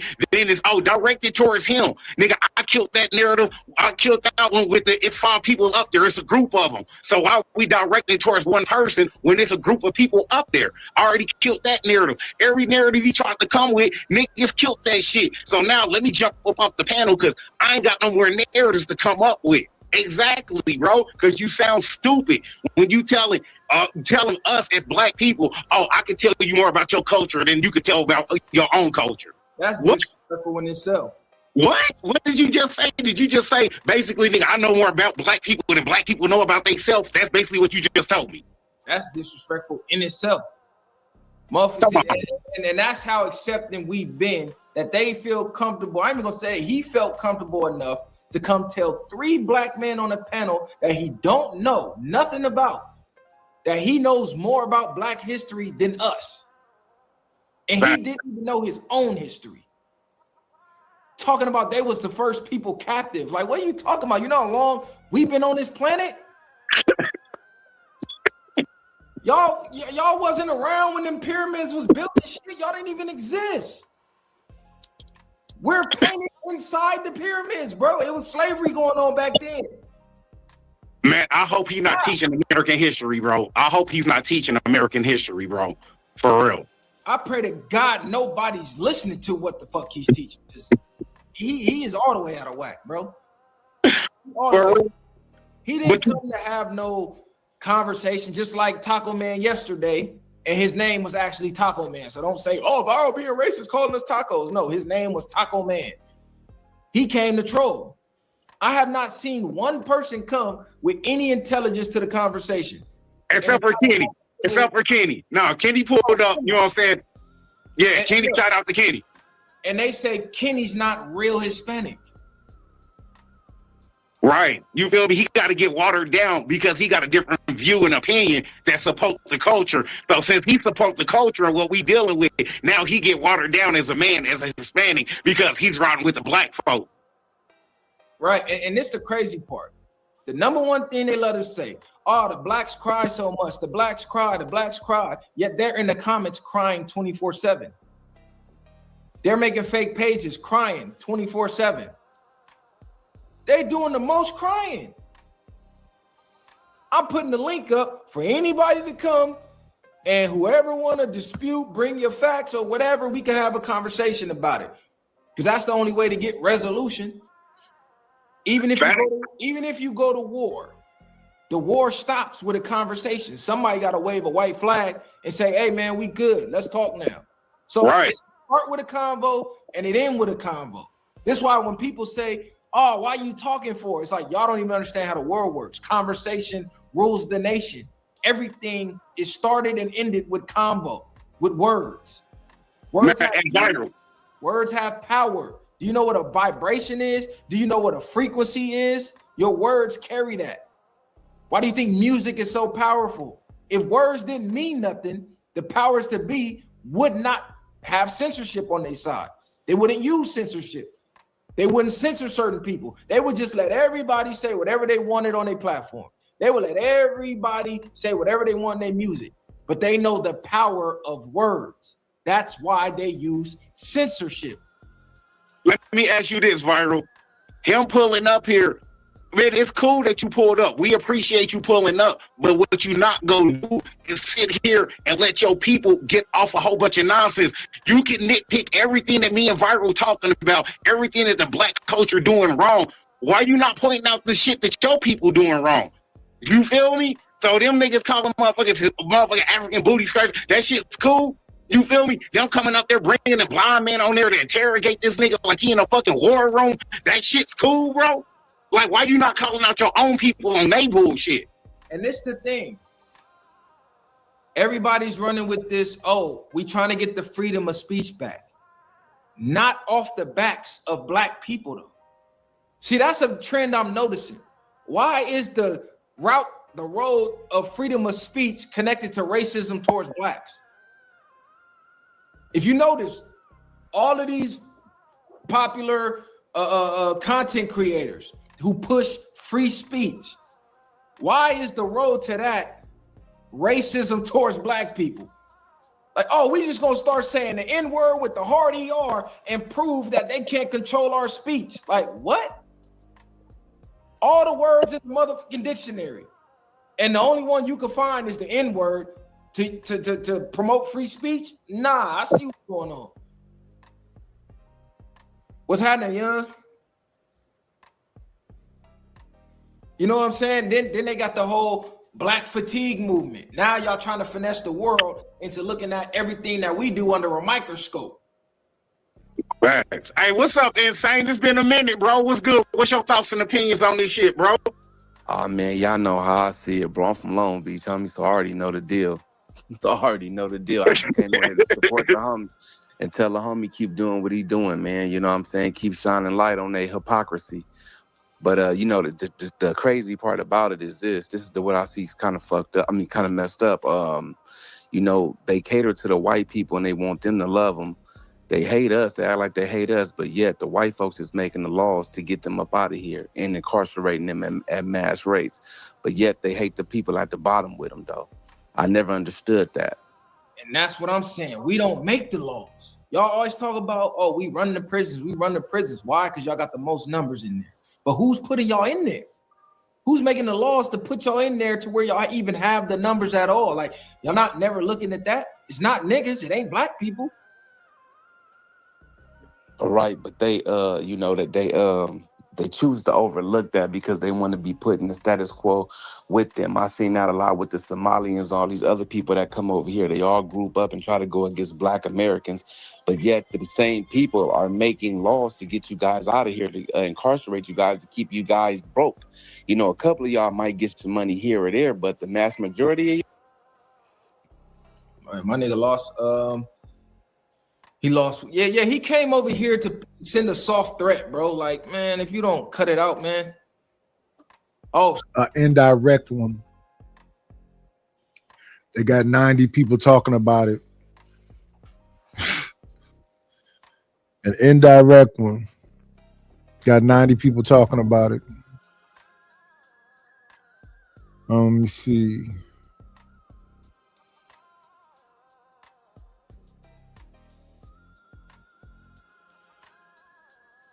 We are looking at people responding to a guy named Lucky from a show called Hood Stars, where he asked this girl that they call Jenny 6ix9ine, well, how does she feel about Blueface? Because Blueface is everywhere.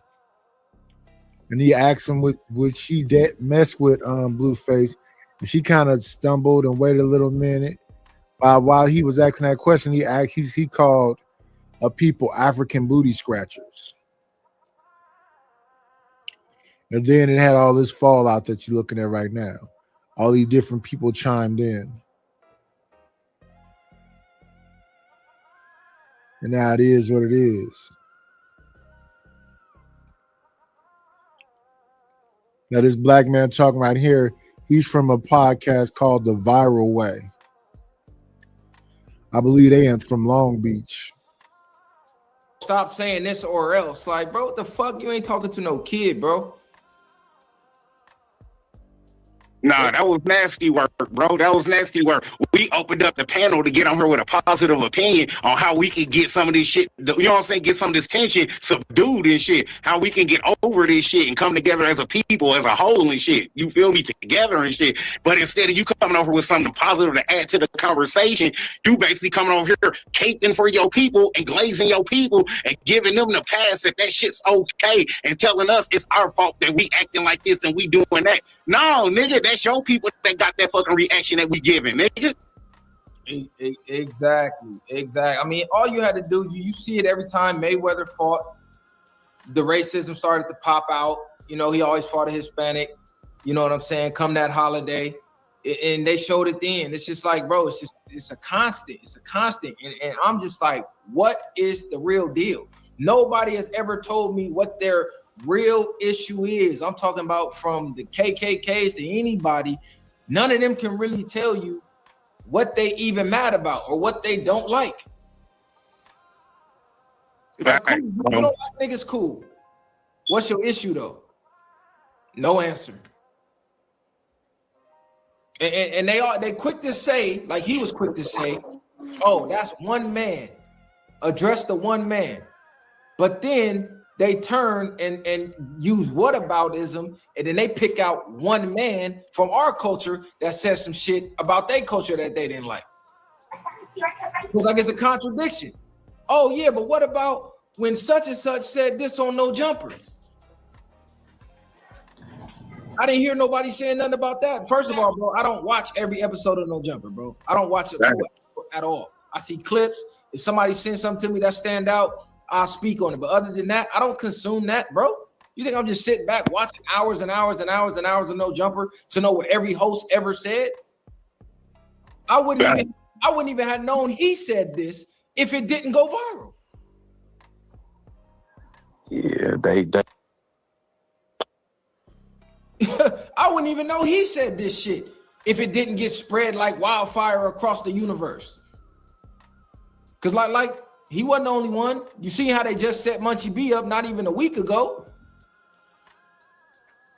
They just set Munchie up like a week ago. And all Munchie did was speak up and go, hey, y'all got this racist over here calling us the N-word, this and that. We're not accepting him into our culture, bro. You can't come just call us all type of N-words and this, that, and the third, and then be like, oh, I want to rap. Like, come on, bro. These motherfuckers crazy. Look, go to the Reddit. Go to the Reddit. Go see how all the racist comments in the Reddit non-stop. It's like everywhere you look, non-stop.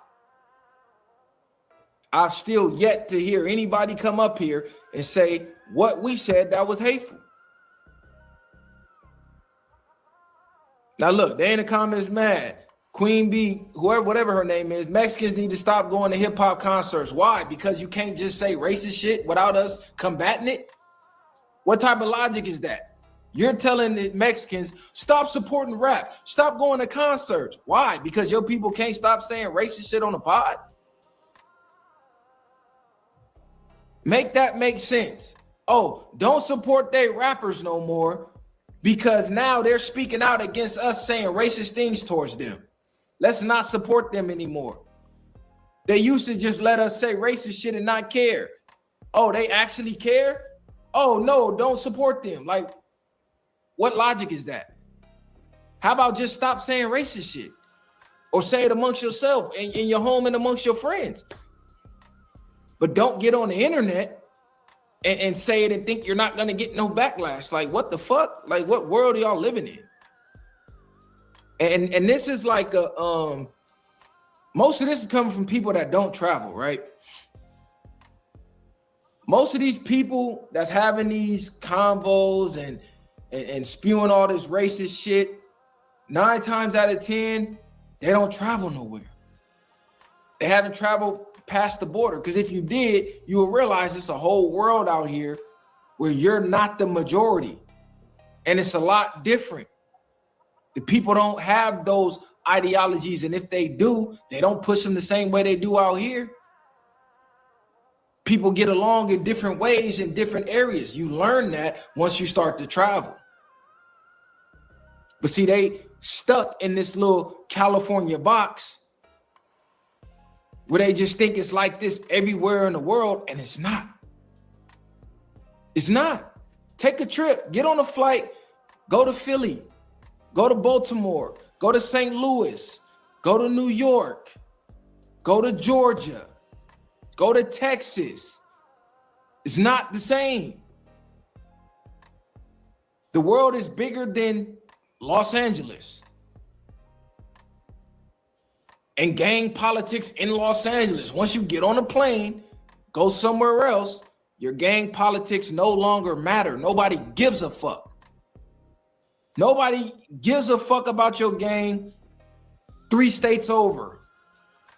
Go take a 5-hour flight. Go take a flight to the Middle East. They don't care about your gang. They don't care about your gang politics. They got their own politics. This is what happens with the ignorance. Motherfuckers be ignorant. Motherfuckers don't know what they don't know.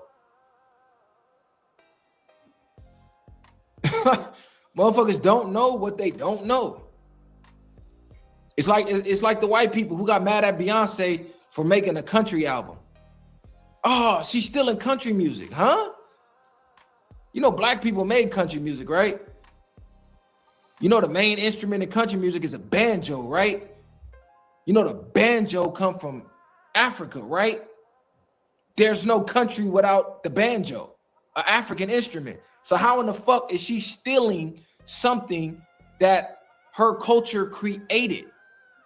Like he tried to tell me, oh yeah, you black, but you didn't create rap. I didn't have to create rap. My people did. I didn't have to individually create rap to call this my culture. My people did. They rapping the same stories I grew up with. So yeah, he even made my point for me. Oh, they're telling our stories. We come up in the same ghettos. Okay, so if we share the same stories, come up in the same ghettos, where's the racist shit coming from?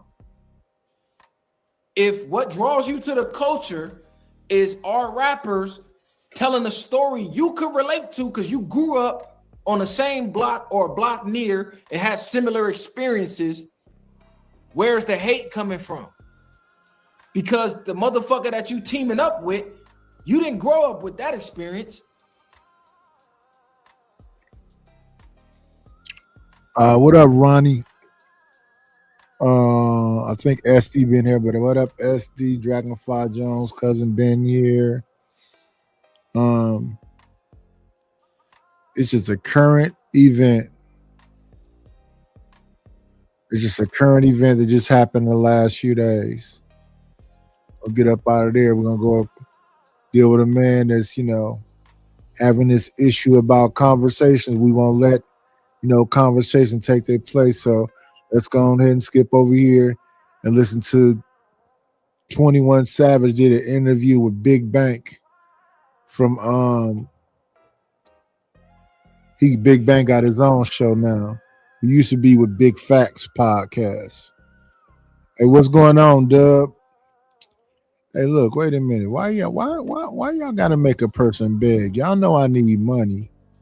And y'all sit here and make somebody beg for it. But give me 1 second. Let me get the 21 Savage together first. Y'all hit the Cash App. I don't got no super chat over here. We need to get 500 subscribers and get these watch hours up. I need this second channel. Let me see. What am I doing? Oh yeah, I'm hitting my famous clip. Where my clip at? Here we go.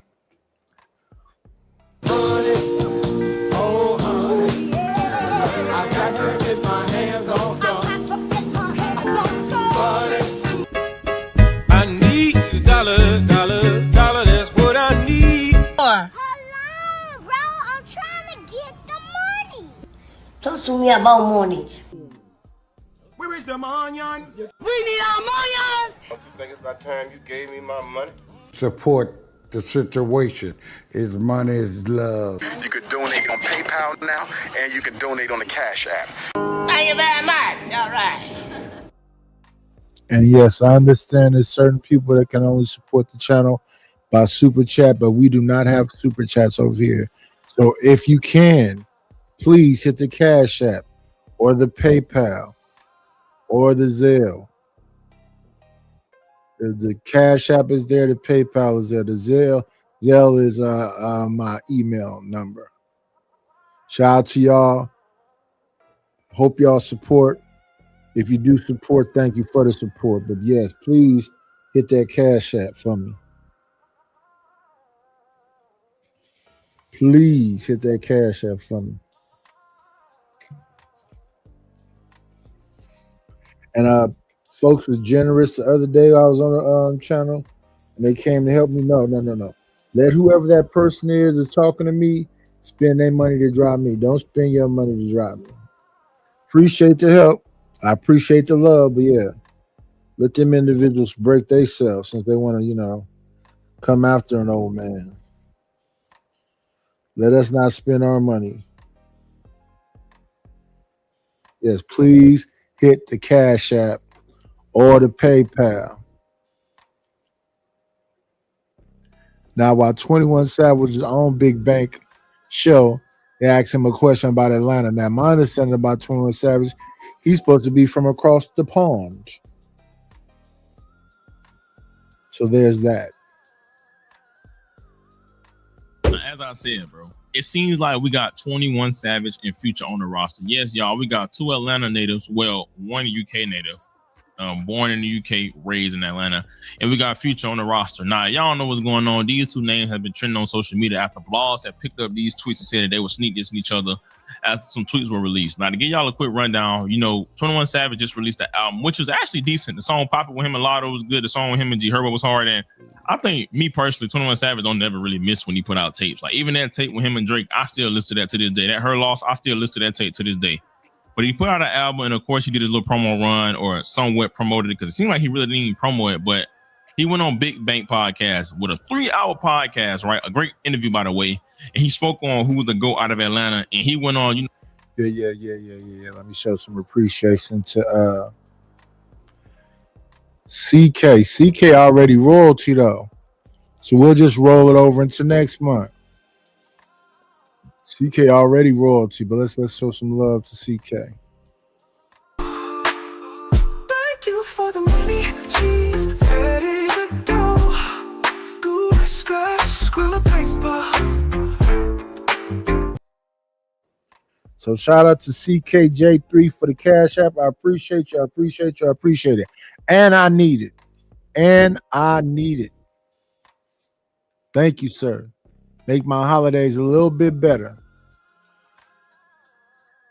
So of course, to boost his own ego because he a rapper and said it was him, and a lot of people saying Future, and it became a big conversation. The GOAT from Atlanta. Nigga, me, nigga. Hell, I ain't finna say no other nigga. Besides you, who the other GOAT? Nudie. Who the GOAT outside of your crew? The GOAT outside of my crew. I can't just say nobody the GOAT, bro. Atlanta is a collective. Let me see. I don't know. Atlanta got a few soldiers. Outkast is a big deal. Future is a big deal. 21 is from the UK or something, my understanding. Who else is about? Ain't Rollo up out of Atlanta? Who right now popping up out of Atlanta in current times? Because a lot of people ain't. We're not hearing no more from Outkast. We're not hearing no more from Ludacris. We're not hearing.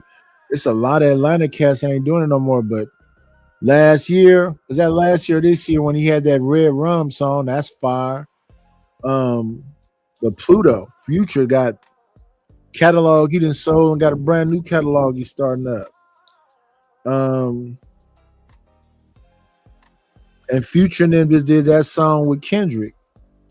Future and Metro Boomin. Like that. That was fire.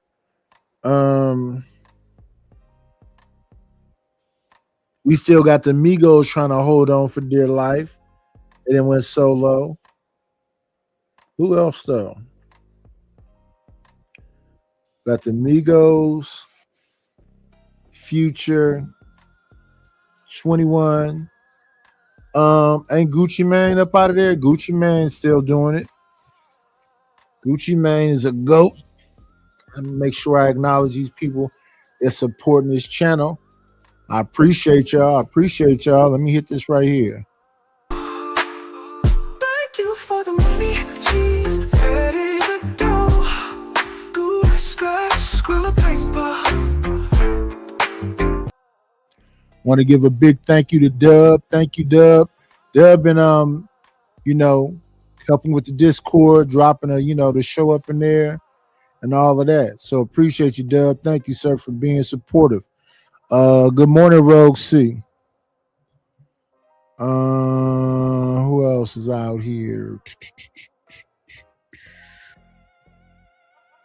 What up, Loader Rebel? Good morning. What up, Vato Bulldog?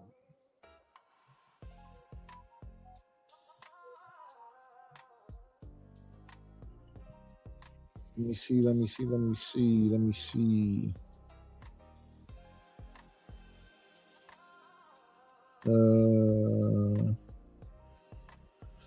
do this. Oh yeah, I know who you are now. For the longest, we didn't know who that was. Let's appreciate.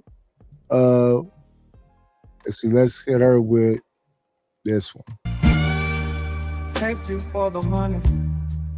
She spent in the dough. The scratch, squill of paper. Yeah. Thank you, Rogue C, for the support. I appreciate you. I appreciate you a lot. Thank you. Every nigga before you helped you. So you can't just, I say Atlanta is the GOAT. We the GOAT. I can give you multiple niggas. I can't just give you one nigga. If I give you one nigga, there's going to be ways that a nigga can discredit or say that, okay, but this nigga did all this. Matter of fact, wait a minute. Every goddamn. I forgot. Ain't 42 Doug up out of Atlanta? You got 42 Doug. You got Lil Baby. I know 42 Doug is signed to Yo Gotti, so that's Memphis. So yeah, so Lil Baby is Atlanta.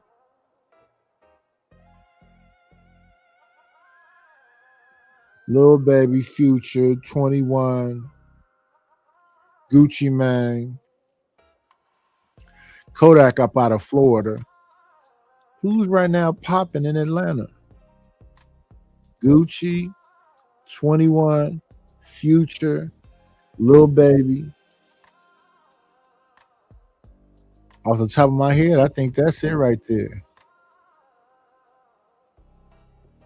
I think that's it. Kodak still, I mean, he been looking, zooted out lately, but Kodak's still popping, but that's Florida.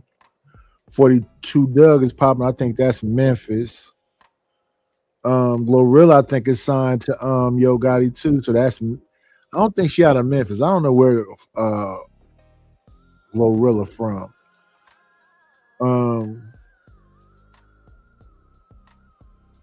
Yeah, other than that, I don't really know. Cause I don't know where them folks that sing Take Me Through There is from. I know they got Amigo on the song. I don't know where Boss Man D-Lo is from. He popping. What's the big dude name? Something to plug. I don't know where he from. Who's popping right now? Designers from New York. He got some cool songs because he didn't change that style up. He's not going spastic no more. Yeah, that's it, I think. 21, Future, the Migos, Gucci, Lil Baby.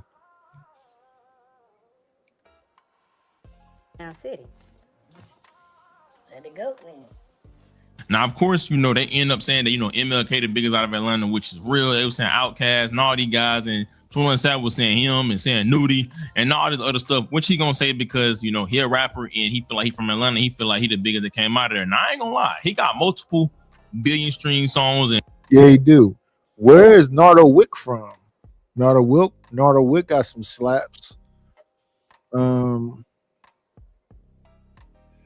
Yeah. And he got a couple songs that charted, and he definitely a big rapper to come out of Atlanta. But people were saying Future, and we all know Future been around since literally I was in the 5th grade, bro. Feel me?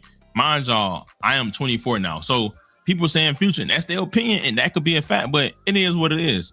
Now, people feel like Future was dissing after the interview came out, and Future put up a tweet and said the biggest in this ish, right? And then 21 Savage followed up and said the realest in it. And then he followed up with said the biggest change all the time. Now, people feel like they were throwing subliminals at each other and they were sneak dissing each other. And me personally, I ain't look at it like that because I'm like, bro, at the end of matter of fact, where's Lotto from? I think Lotto slap. Where Lotto from? Today, if I'm these guys, I'm rich. I could care less about who being the biggest rapper. I could care less about even being a rapper. I'm rich, and my whole plan. So some people might care about rapping and all that, but my whole thing would be, I want to change my family life, change what's going on around me. I care less about being the biggest rapper because guess what? Eventually, if you're the biggest rapper, as time go by, somebody gonna end up being bigger than you. So it really don't even matter. Now, as y'all see, these two was throwing little slit shots at each other, and people instantly picking it up, all the blogs picking it up, and people said they were dissing each other. But 21 Savage went on to say, I apologize, my brother. I should have called you first. ... us. Now, mind you, it's not even that deep to me. I wouldn't even went on to apologize because that's his opinion. I feel as though if you think you're the biggest and you feel like you're the best, you're gonna say you're the best. It is what it is. Like, who cares, bro? It's just music. And Future went on to respond and say, you my little brother for infinity, us 6, right?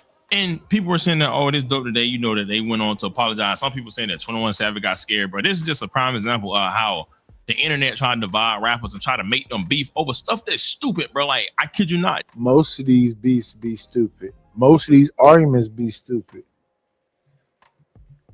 But it don't just happen in rap. It happen in these YouTube streets too. Folks be just trying to find moments. They just be trying to find moments. Sometime it work. Sometime it go completely foul for them. They be like, oh yeah, I'm going to go after the low hanging fruit. I'm going to go after whoopty whoop. And no. We got to keep it 1,000. And I said this before and I feel it. It's some people that love me in these YouTube streets. And I'm finna just let you do whatever you want to do to me.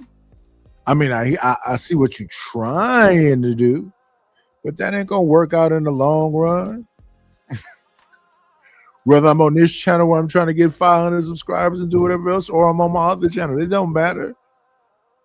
I've been around here and I've been cool with enough people that it's real cool. And I don't think they really like, put no extras on it.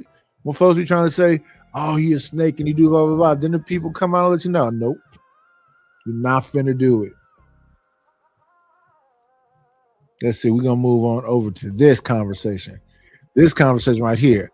The unqualified opinion. This right here is a good conversation. The unqualified opinion. They saying that some people shouldn't be able to talk. Whereas I think that everybody should have an opportunity to talk. You just gotta be measured with who you allow to do whatever else. So shout out to some of them people that just be lit and they just be, but you gotta let Sherry Berry get off sometime. You gotta let James Kills get off sometime. That don't mean they should be silent. It's just that you gotta be measured with them. Because some folks just come to derail. And you don't want your whole show completely derailed. So let's get to this. Let's get through this. Oh yeah, where's Flipper T from? She had a big song. Flipper T song is what's Flipper T song? Flipper T sounds just like Glorilla to me though. What's Flipper T? I can't think of it right now.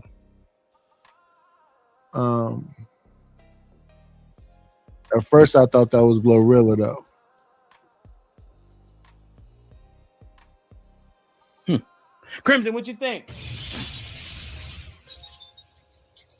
It's a gang of unqualified opinions. Gang of a whole gang.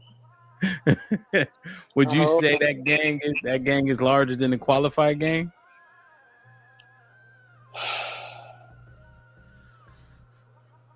It's a broadcast. I would say yes, that gang is larger than the qualified gang. But that gang that you would consider not necessarily qualified be some of your biggest supporters sometimes. To be honest with you, it's certain people you really want to have on your broadcast because they're gonna add humor, intelligence. They're gonna make this show fire if you get them there. Now I will say this: messing around with the night, people be emotional and they want things from you that they'll never give you. Then people exist too. And then there's some people that have information give, but they're long-winded. They don't know how to say it quickly and precisely. Everything is like 5 points to make 1 point.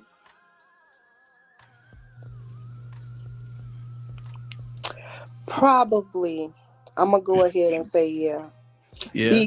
And not only are they likely the majority, they speak the loudest as well. Got a lot to say. Shout out to T.O. What's happening with you, Playboy? About situations that they never lived through, never been through, don't understand. And you can hear the lack of experience or expertise when the conversation gets into nuances and then they get lost. Lost in the nuance, don't understand why the nuances are what they are. And I'm speaking primarily from the sense of everybody's got an opinion about marriages and relationships, and most people. Let me see. What up, Oak Street Bella? Good morning, Oak Street Bella.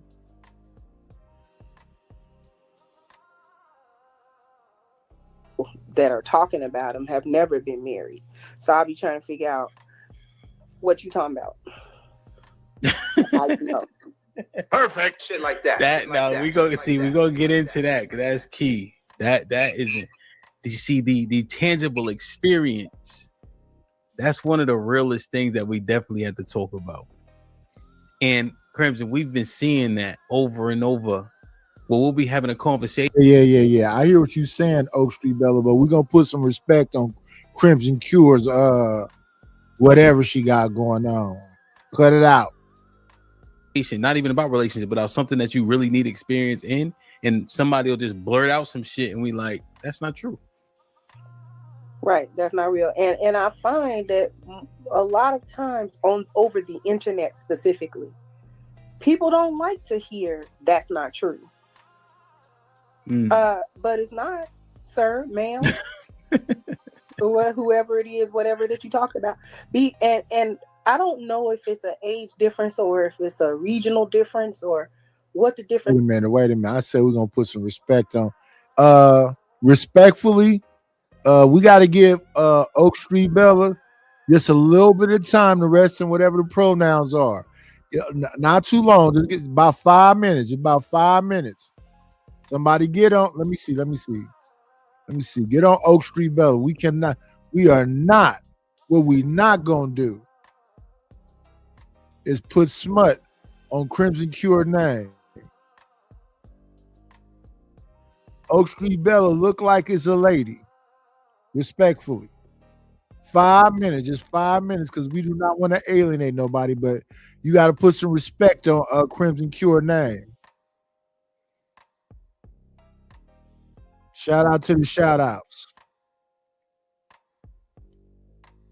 But I grew up in a time where if you didn't know what you was talking about, you had to shut up. You had to shut up, or somebody who knew what they were talking about was going to shut you down real smooth, and you were going to be embarrassed if you kept talking about something that everybody in the room knows you don't know what you're talking about because they have the experience and you don't. So you have to be quiet. And it's like on the internet, people don't feel like they have to be quiet, even if they are confronted with someone who's saying, I know about this subject matter, or I know about this thing intimately because this is what I do, or this is what I know. Yeah, 100%. Damn, I got a couple questions off that, but I want to keep going around. Mr. Williams, what you think? Exactly everything she just said. But I think it's like 95% of everybody who's running their mouth don't know what the hell they talking about. Don't have the experiences. Don't even. They'll tell you the sky is green and I know it's blue. Yeah. And it's just getting irritating. Okay. It's like somebody will try to tell me how to rock a stage. You ain't never rocked the stage. How you gonna tell me what the hell I need to do? Been doing it for years. That type of stuff. It's incompetent, bro. And the other thing everybody is, respectfully, is relationship gurus without having a relationship. What's that about? SD said, I'm being selective. No, I'm not. I'm not being selective at all. Let's say that Oak Street Bella was talking about me. I wouldn't trip. Let's say, SD, you saying something about me now. I'm not tripping. I'm not saying time you out.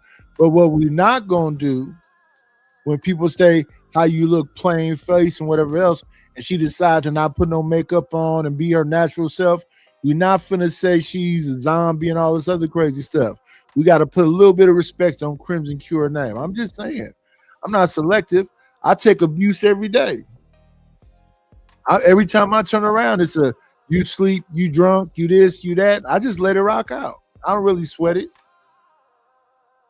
I was up there early today on Witch Doctor's channel and Chanel was being nice nasty. I didn't trip. I didn't freak out.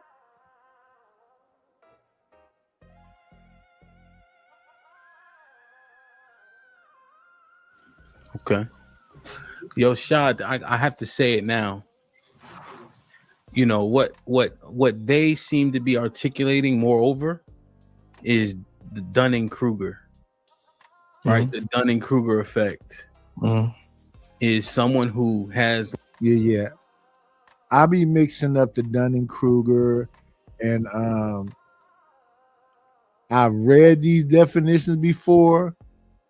But I be mixing them up sometime because it's not something I commonly use.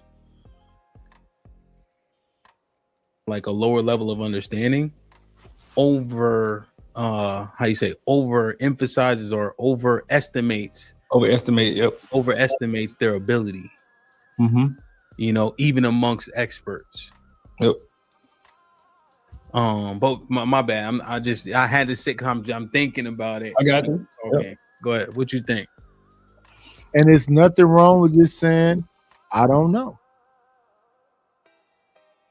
I don't know. Educate me.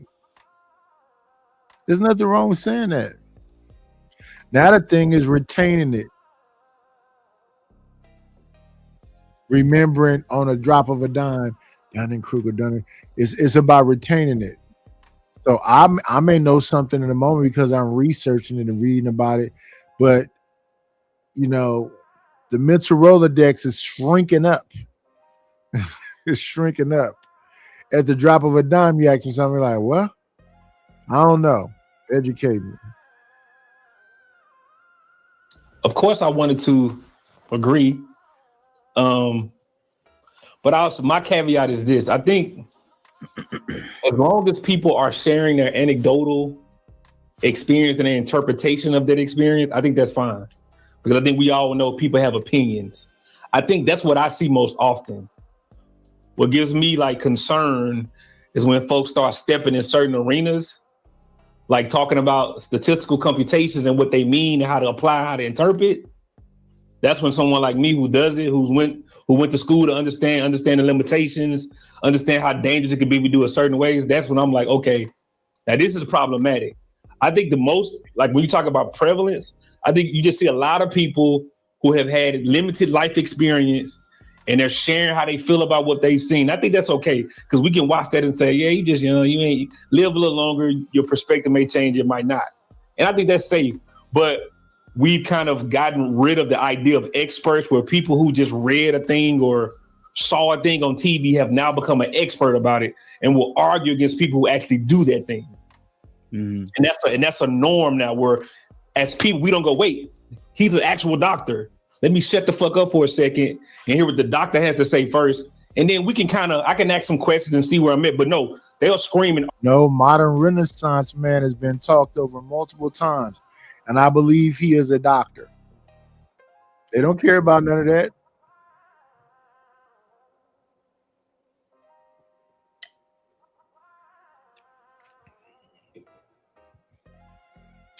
Like when I get jammed up, I'm on Chaotic Truth Channel, and he's like, name me an inventor, Nidus. Who's one of your favorite inventors? I simply said, hey, man, I don't know. I know George Washington Carver did whatever with a peanut. I know that, what's his name? They made Jack Daniels and they stole it. I know, but in the moment, I can't think of it off the top of my head. So I'll just merely go, oh, I don't know. Because there's no point in me embarrassing myself because in that moment I have a brain fart. Argue about heart surgery with a fucking heart surgeon with no hesitation. And it goes beyond YouTube. This is now the reality of the world we live in. And that's a very scary place to exist in. Well, they told you years ago they was going to make it idiocracy. And they literally are doing that. I know somebody I could bring right up on that panel right now amongst y'all. His name would be JP. And he'd argue y'all down. He don't read books. He don't believe in statistics. He believes what he believes. Yeah, 100%. Now, the thing that I feel, and I'm saying feel about opinions, but I think this is also definitionally accurate, right?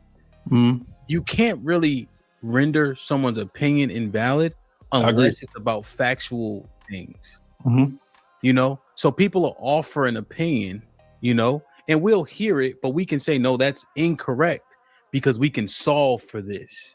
We can qualify this as what's right and wrong, you know?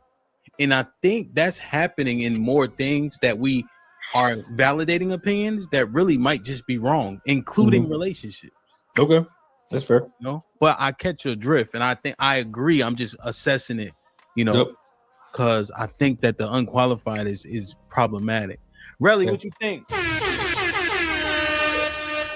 No. Okay. I think people are more unqualified in real life than on the internet. Unqualified? Sorry, you said unqualified or qualified? Yeah, I think there are more unqualified opinions off the internet. Break it down. Okay, so on the internet, what happens is we're 10 different people from 10 different backgrounds who would nowhere near be around each other in real life, right? Okay. So when we come here, this the battle of ideologies. Mhm. Let's say we're all the smartest person. Mhm. This is the gridiron. We got facts, stats, internet, everything. You ain't coming on this panel saying anything, right? Yeah. But you're a cult leader when you leave. If I'm the smartest person in my group, imagine how much misinformation I'm passing in the real world, right? I see. So I what you're think saying. what we've done when we got on the internet, of course, they have buffoons that hit the link, but we've been clearing up so much misinformation that we just automatically believe before we hit the internet. Okay. Remember we all thought black men didn't take care of their kids? Yeah. Remember we all thought Jesus was white? Yeah. Remember we all thought these different things, and where was we learning that from?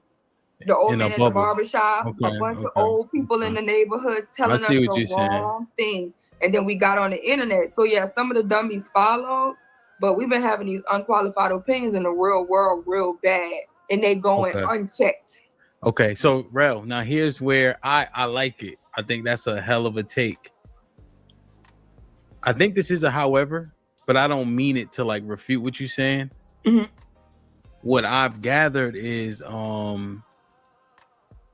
people are also building the echo chambers here too.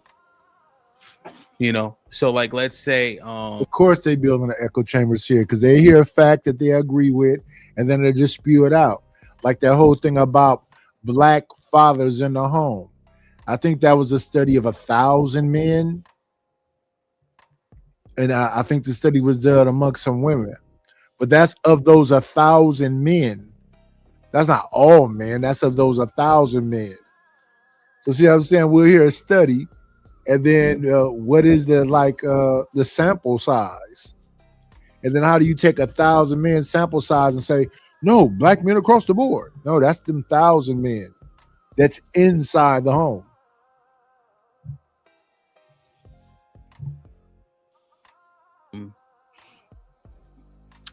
we're having a show here, right? Whatever the case is, then people will go to their channel and then just continue to say what they already thought, and then those people are a part of their culture that's built over there. You know what I'm saying? So, but I catch your drift though. I catch your drift. for Right. sure. And it's the internet, so the audience gets to choose, do we want truth? But in real life, typically, we can't leave out our block to go find out who's telling the truth.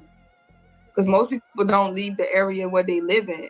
So the smartest person in your neighborhood. Let's have this discussion then, since somebody allowed this individual to have a microphone. No, there's nothing wrong with you being honest. That's perfectly fine. That's cool. You can be honest, but you come across as a mean girl. Because I went over there to your channel. I see you got your little tight jeans on, and your hair did, everything did. You don't have to be a mean girl, right? You cute, right? Got your phone in your face. We can barely see your face. You got a little body yaddy yaddy, but that don't mean you have to be a mean girl. No, I can see she has some dark circles. Who cares?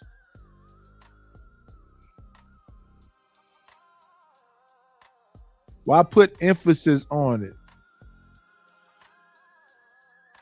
This is a very rare look. I've never seen Crimson Cure not have her face did. So it's not did today. Whoop-de-doo.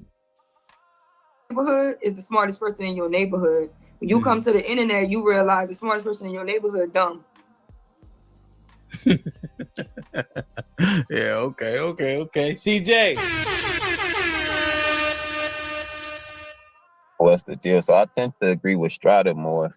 I think that people in real life gravitate to the people of expertise more than they like, and they might believe what they believe. Most people, like, if it's stupid, most people aren't going to aren't going to just follow it because they said it. I think on the internet, you can't really prove who's who. So they have more of a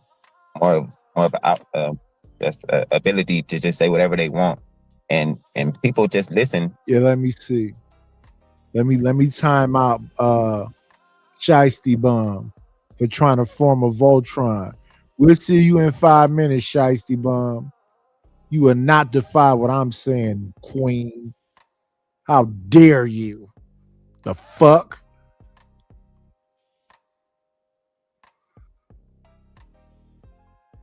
Because there's so many more ears on the internet. So you'll get some ears to listen and just agree with you and say, you know what, he's probably right. So I think in real life, those ears, they more willing to, they just walk away like, he's stupid, he's just saying some shit. And go ahead. Well, no, go ahead, finish your last thought, because then I wanted to kind of explore. I think it's hard to say I don't know. No, you can have a group of people out in the streets that ain't all that brilliant either. We can create something and just be like, yeah, you right, man, and be wrong as I don't know what.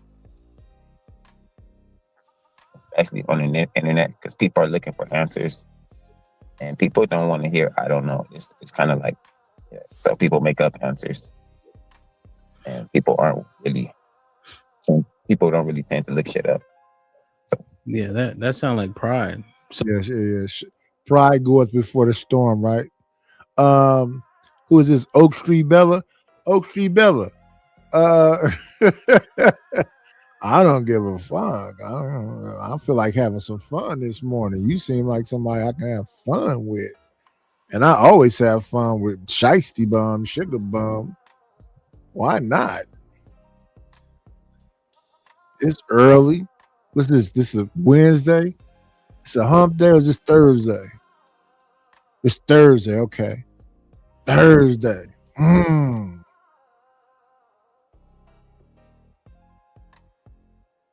don't know what kind of mischievous shit I want to get into. But they say, take me through there. So I take Trigger Mike, right? And this is really I invited Mike. Right? Mike has a plethora of experience, right?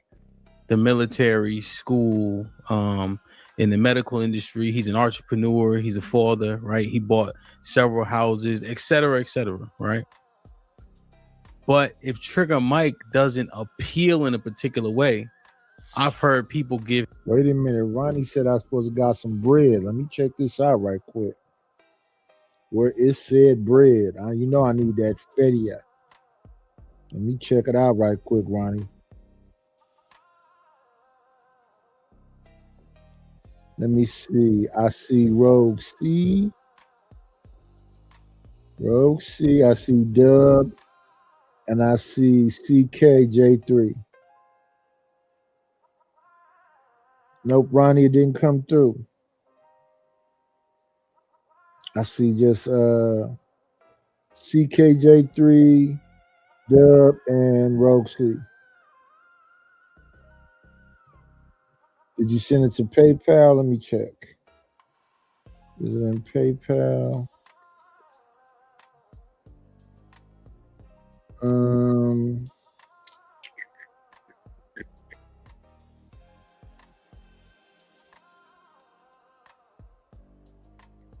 I'm not giving y'all no thumb scam. I can miss me with that.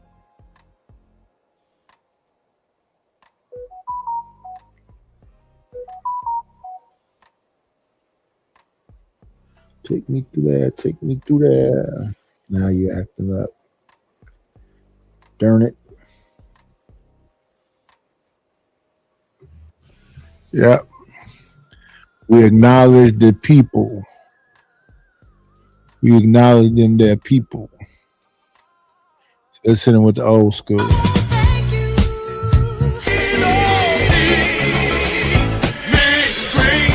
Got me a couple of dollars. Guess what I'm gonna do?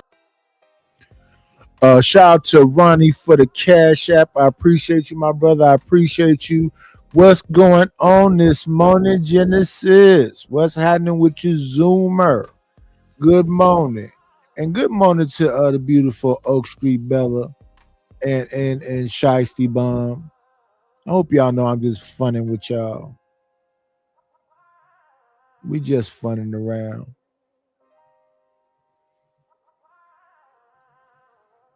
Him a whole lot of pushback and a whole lot of shit that he's done. Right? Like one thing that caught my attention, Mike was saying what he was in the military, and then Aaron was like, "Oh, you were what? Oh yeah, something. I think I don't know if he called you Marine, but something like that, right, Mike? Do you remember? Like once he found out what you was, it kind of elevated the respect, like what he had for whatever you did in the military. Oh yeah, I remember that. You know, and it but I'll hear Mike talking, and he'll probably get way more pushback. Is it because of how they view him? Well, because I deem his opinion qualified. Depends on the subject. I think Mike talked about relationships a lot, and I think he sees it from his point of view, and it's hard for Mike to see it from the other side. So that's why they give him so much pushback. He sees it his way and his way only time. But the other side doesn't have the experience. I remember, if I'm not mistaken about Trigger Mike, he said he's a beneficent leader. Like his way or the highway. If I'm not mistaken, I think that's what he used to say. And my thing was, because I mean, he has the years and whatever else, he's a married man. My thing is that a lot of men aren't that. A lot of these households is very democratic, very gray. A lot of these men are not beneficent leaders. They just a lot of time going along to get along. They're probably into some happy wife, happy life, or having a situation that's more egalitarian. They're not running nothing. Experience. Hence what Crimson was alluding to, right? They will tread on marriage as an example with no experience in it, no substantive relationships, and etc. And then Mike is saying, here's the value of marriage, and he articulates it well. And then they're saying, you need to consider what we're saying, but you don't even know what you're saying because you never done it, right, Crimson? Like, ain't that how, like, it breaks down? Like, why I got to be considering some shit you guessing about? Yeah, to a large degree, yes, because it's not that. If we're going to talk about marriage specifically for this particular point, it's not that people who aren't married can't have a concern about marriage or they can't have a thought about what it could be. It's not that they can't do that. And it's not that that's not acceptable. But if someone... good morning, Mo Business. Who has been married successfully starts talking about the nuance of marriage or the value or the benefit or, whatever the case may be, it's like, don't tread on that either because you don't have that experience. So you need to listen, about that. So I'm not going to belabor the point because I think I already did, but yeah, I agree in short. The thing is that, so most of the time we got to go off with the facts we know. And we know that people lie all the time. People tend to not give the negative side of their relationships. So when you see all this in these YouTube streets, when you get a negative side of your relationship, they'll harp on that. They'll get fixated on that.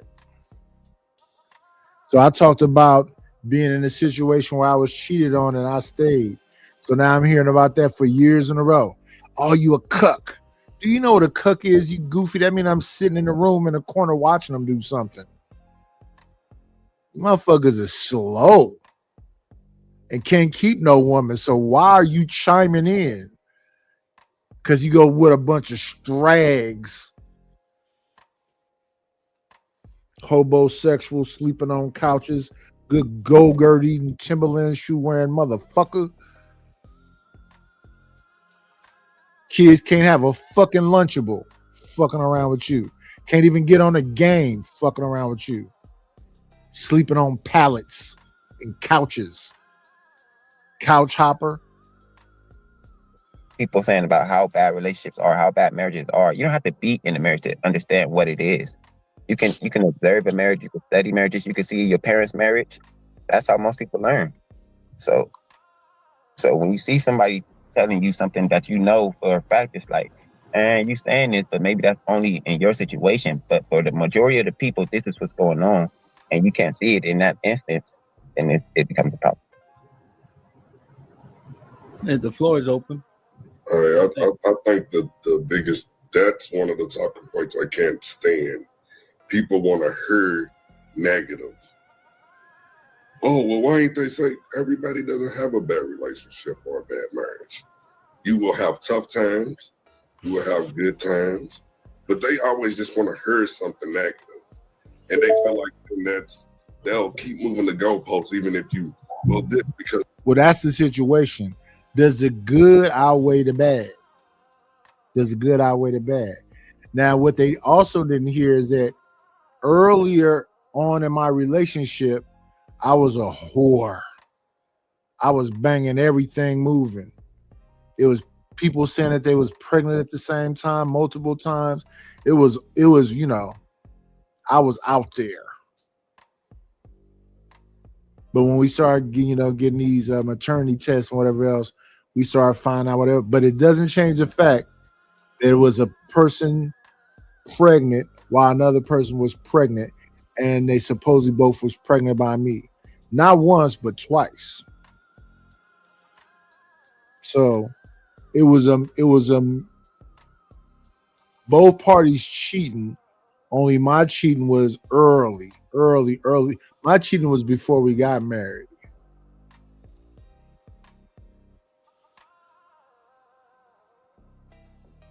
I just have what you call a roster.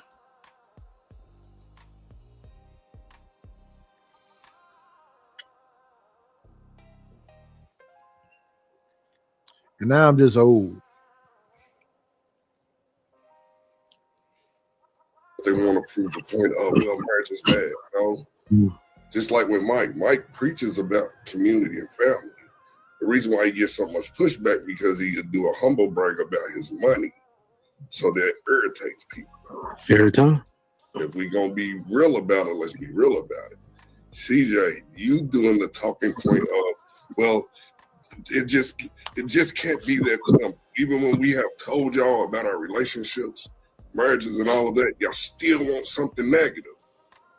Y'all don't want to believe it. It doesn't matter if someone tells you the truth. It's whether or not you're going to be genuine with listening, comprehending, and hopefully you being genuine with the conversation instead of just wanting some drama. No, a lot of folks want to believe these hoes ain't loyal. They want to believe some negative. No. And that's the thing. They'll hear me say what I said just a minute ago about me and about my wife, and then they'll think, oh, it was all bad. No, it was so much positive. The positive outweighed the bad. And then a lot of time, especially earlier in my marriage, I was just not here. So in the beginning, you could say I was emotionally unavailable, mentally unavailable. I had a lot of shit going on with me when I was 20, 21, 22. So yeah, I was almost at the point of just grunting. I was barely saying words. But that lady worked with me and massaged my back. It got me to being a human being. And I got feelings again around about 29, 30. By the time I turned 30, I was a human being again. Now I'm completely human. I almost feel like I wish I was that robot again, because now I can feel every ache and pain and all of the whatever else. So shout out to the motherfucking shout outs. Yeah. What's it? Can I go? Yeah, what's up, Mike? What up, y'all? Good evening, man.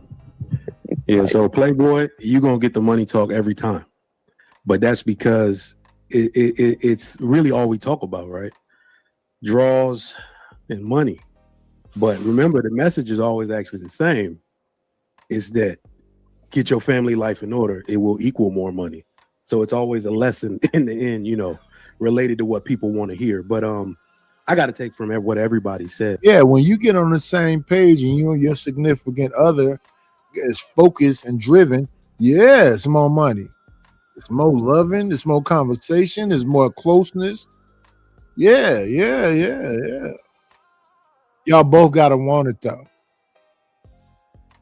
You gotta find somebody that want it as much as you want it. And then the journey is the beautiful thing. Outside of that, if you just want some draws, that gets tired eventually. If you don't want to see that person as a whole person, that can get tired eventually. You got to be able to celebrate the whole person.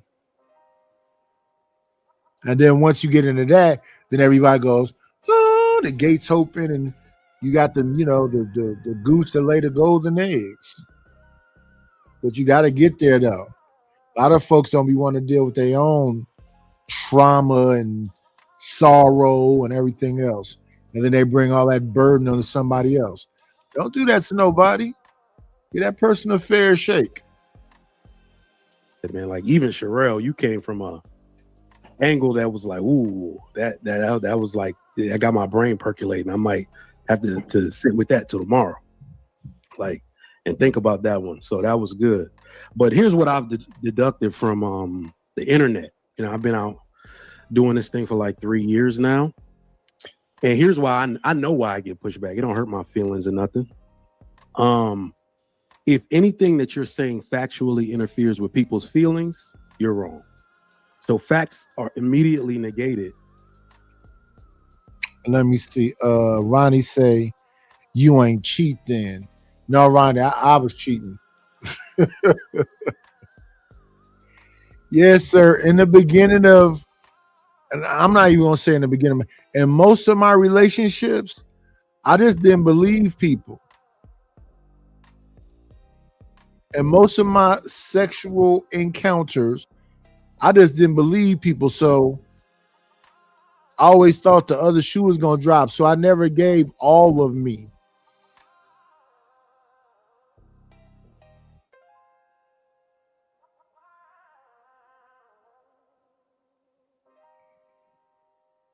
Let me see. When I was cold, I got the best treatment. Let me say this to that, Ronnie.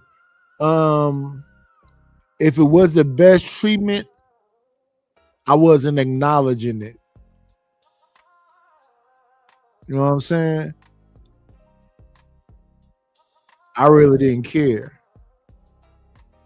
Because there's never been a time in my life where I thought girls was sugar and spice and everything nice. Because I'd always seen the worst side of women, and I was an active participant, and then women be the worst side of themselves. So coming into relationships after doing what I was doing before, what you could consider a serious relationship, made me kind of like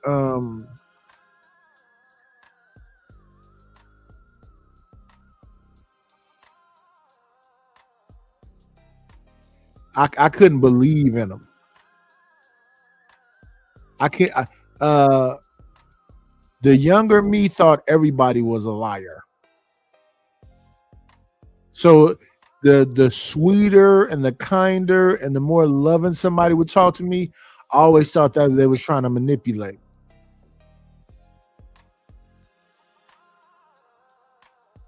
When I was younger, seeing a woman cry, I always thought that was game.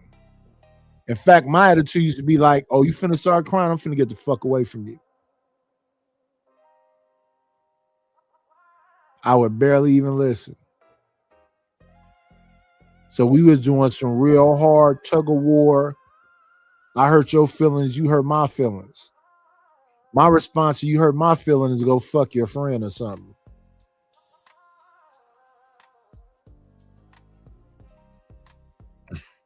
But that was the youth in me. If I could take it back, though, I would take it back. If I could take it back, I would take it back, but you can't take it back.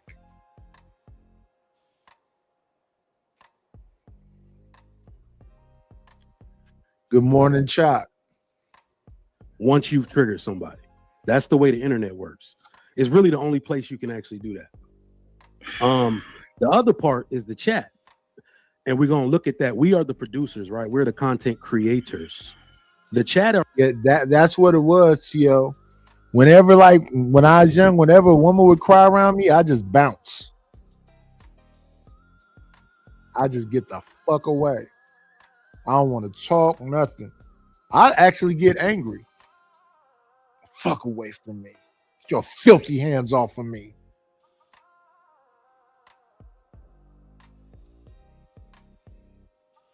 are the consumers, right? So people have this like inherent ability as content creators to want to make their consumers happy. So consumers prefer entertainment over knowledge.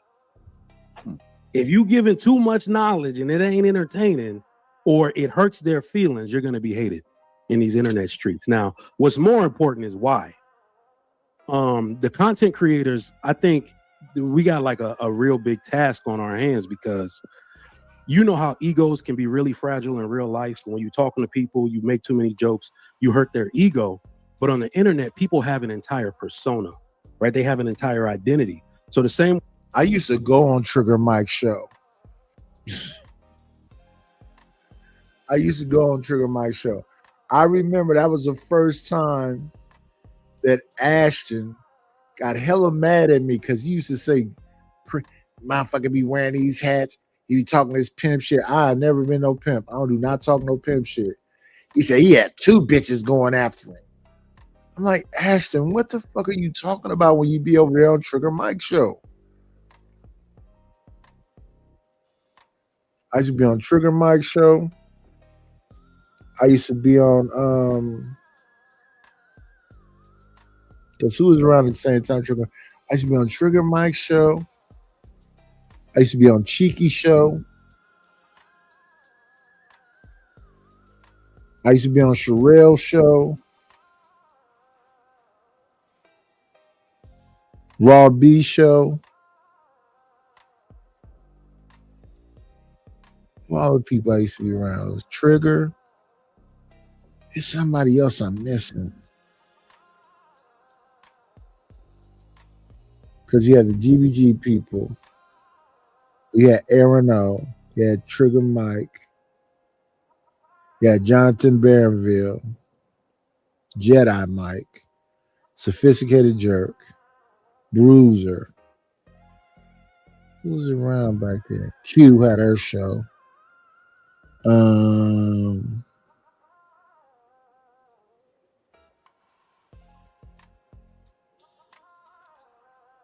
I cannot remember who the other person was, but shout out to the shout outs. Way somebody's going to protect their ego in a conversation in real life, that's the same way people protect their internet persona and internet identity on these panels, right? So they avoid. Oh, I remember who it was. I used to be on what was that show called with How To Man, and was that How To Man and Izzy?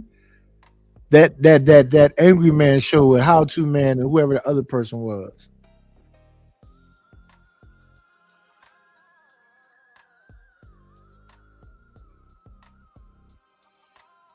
I think, matter of fact, maybe it was E Black in the How To Man. Maybe I think it was E Black, Toxic Avengers. Yeah, Toxic Avengers. I think it was E Black and How To Man. Boy, oh man. I used to be cooking E Black. Woo wee.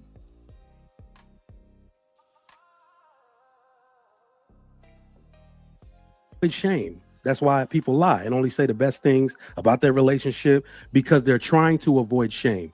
And if you're going to talk about what's real on the internet, you eventually have to talk about the mistakes you made. And that's what most people are not genuine enough to do.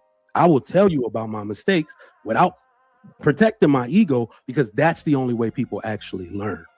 So that's where I'll start. Okay. Yeah, too. To kind of put it in like what's scientific, what everyone's talking about is confirmation bias. People come here to have whatever they already believe. They come here to get it confirmed.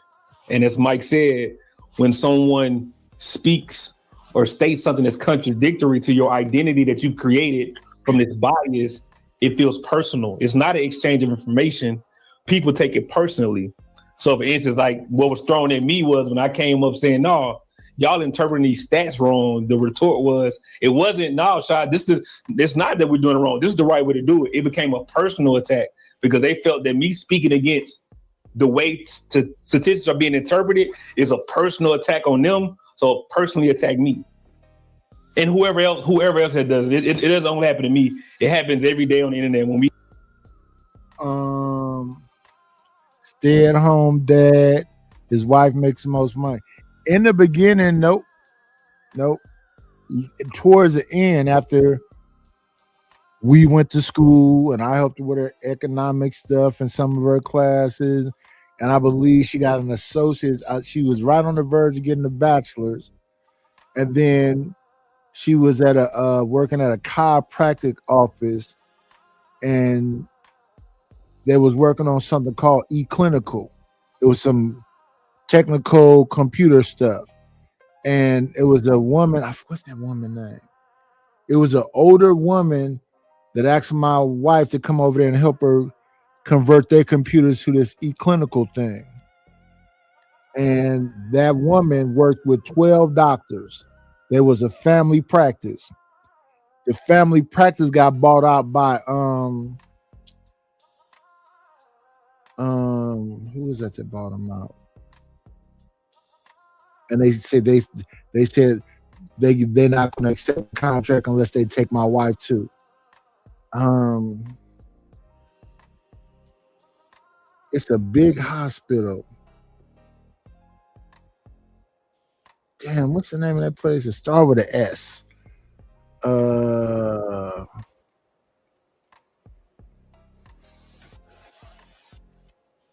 Let me see right quick.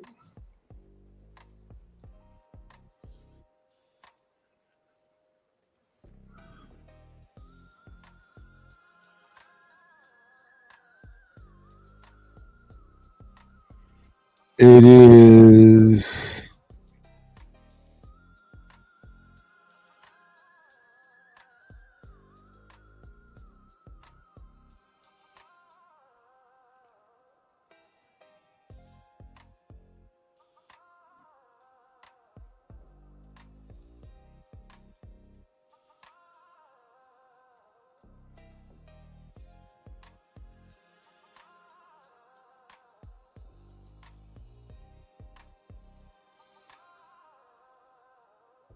Irvine, Antelope, Kaiser,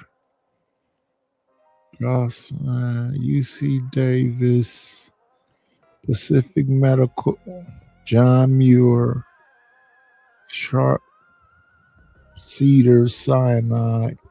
Nope.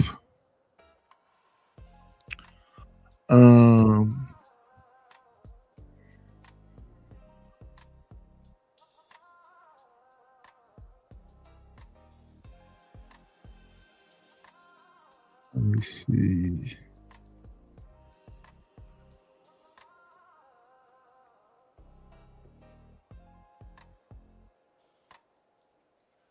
Let me see. Biggest.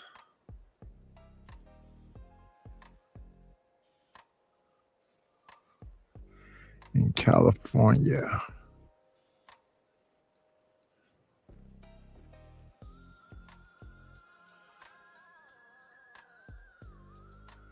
Let me see right quick.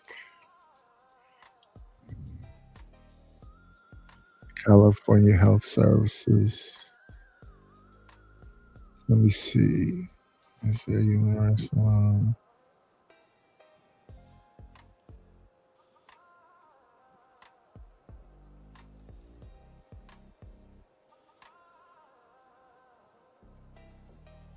So it was Sutter Health.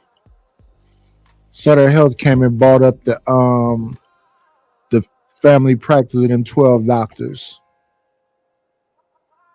And they gave him a facility over there on like, where was that campus at? It was almost in Berkeley. I can't think of what that street is right now.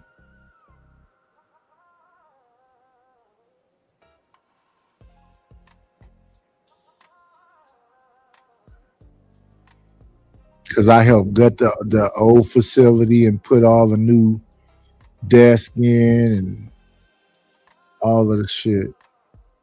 Yeah, Sutter Health.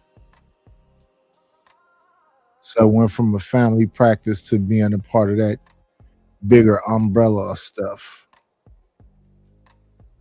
You have disagreements, it becomes a personal attack instead of an exchange of information, a battle of logic only, because people have taken these biases and made it their identity. So for me personally, I always look when we speak about like what's going on with men and women, I say to myself, if I consume all this negative information about women and I start to make this my reality, what happens when I'm faced with the woman that's the right woman? And I've been hearing all this information that confirms to me that women are bad. What happens in real life when I meet the good woman? And all the information I have is about how bad they are. We like to think that we can just we can flip a switch. You're gonna annoy her with all the shit you've been hearing on the internet. You finna hit her with all the manosphere talking points and piss her the fuck off. She's gonna be like, who are you? Where is this shit you talking to me about coming from?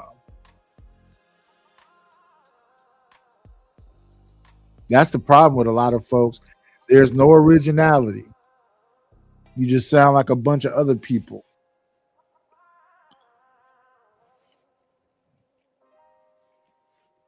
No, it's life is a gamble, baby. You got to be able to take chances. Become a different person. But just like y'all said a couple times, like you can't go from being in the streets to being a great husband. It's a process that you have to go through before you will actually be good at that. And that applies. It's a process to learn your woman and for her to learn you. That is a fact. And it's just gonna be voila. That's everything. Yeah, you also, I think correct me if I'm wrong. I don't know if this is scientific or not, but paralysis by analysis. Yep.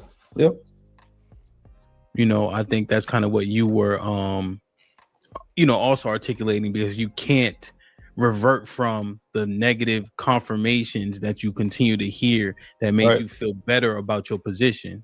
Right. And then so you are doubtful about what you're seeing, right? Because there's no way he or she can be any different than what has been confirmed already for me for several months, weeks, or years. Yep. Hey, let me ask Strata and Crimson a question. When you're listening to somebody talk about a particular subject, so let me say this, right? Crimson was the first interview I ever did. I was doing like a slew of interviews. She the first one that gave me an opportunity, right? And when I was watching her show and listening, I'm like, I can tell like this is expertise, right? This is an opinion that has thought this through, right? And has worked on these points, right? And every example always kind of went back to the root of what the overarching message is, right? And so when I'm hearing it, I'm inclined to listen because I'm like, oh, this is an expert opinion. I'm using that just because we're having this type of conversation, right? Like, oh, this is an expert opinion I'm listening to. So I'm inclined to be quiet. So when I listen to people talk about a certain thing, I can tell you either done this before, studied it, you know, there's a combination of such.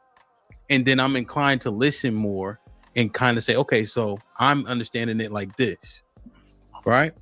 That seems pretty simple. Is that the norm? No. To do that? Be quiet. No.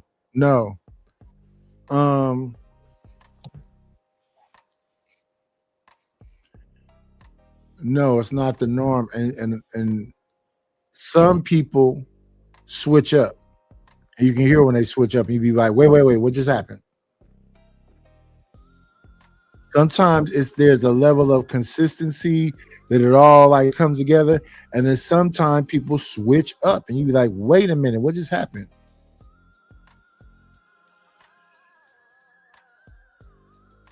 Oh, this person know what they're talking about. No. Go ahead, Crims. You got the floor. I'll Strada said no. yeah, I think- no. A flat No. no? Just no? Not what they do. No. No. I Sounds want to simple. hear more about this flat no. I got you. Yeah, it's flat no, because what normally happens is my expertise offends your ego. And so now you have to deal with my hard truth, my hard results, and the gap between what you don't have is now offended. So as an opposed to you hearing more, you're gonna put me on trial for my expertise and knowledge, because my results and what I'm telling you offend you. So before I hear what you say, I'm gonna try to make it wrong. And that's what happens the most in these types of conversations. Strada, can I give a little pushback though? Do you think sometimes it's not the information, but it's the person? Okay, what up? What's up, yo? It's What was your question one more time, Tiff? You a little low. Say it one more time, please. I said, do you? Yeah, it's the person. The information can be 100% right, but they don't want to hear from you. Yeah, it's the person. You think that sometimes it's not necessarily about the information, but the person delivering it? Like it's like right information, bad messenger. I don't think it's that, Tiff, because I think that it always falls on the people that are receiving it. I think that's where it becomes out of order, right? And I think that, to your point, though, if you're not perfect across the board, if you have any flaw, and they could be falling asleep on screen. Fuck what he talking about. Could be as simple as that. That nigga old. This is a whole different generation. Could be as simple as that. Folks be lying. They be living in marriages be hell. They holding back sex. They taking your money. I don't be knowing about that stuff. I don't be knowing about that stuff. I'm lovable.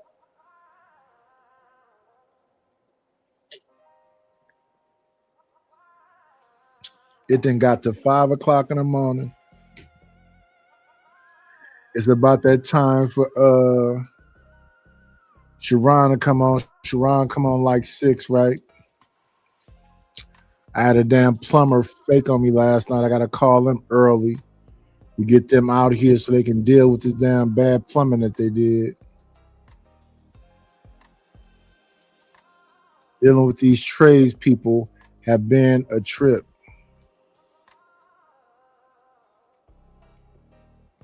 Dub said, break the chains, wrap it, and get married. No. I don't think nobody that doesn't want to be married should try to get married.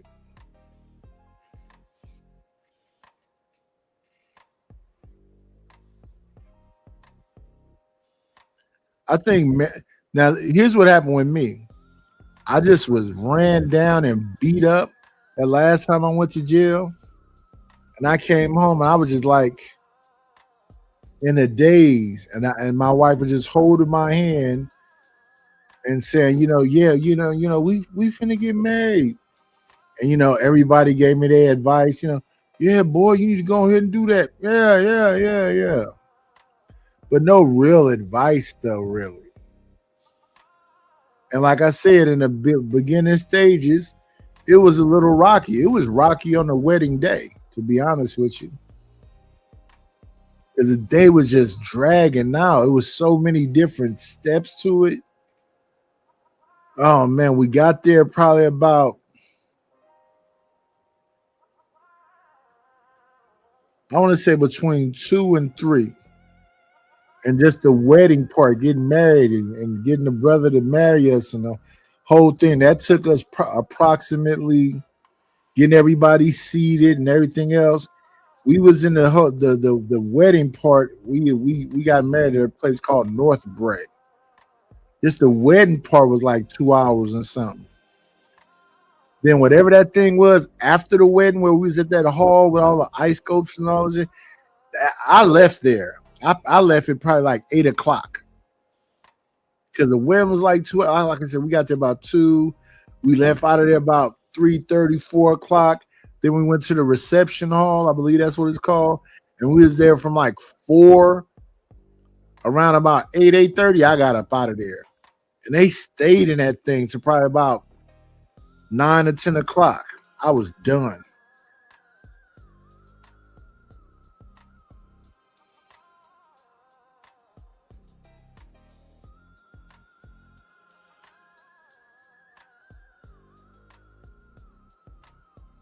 Rapid say he works out every day and he on them hoes. Shout out to Rapid. Wait a minute. Matter of fact, I didn't even see J3 in the chat. Because I believe he got a wrench on the other side, but do we got a wrench over here? I see Dragonfly. I'll catch him next time.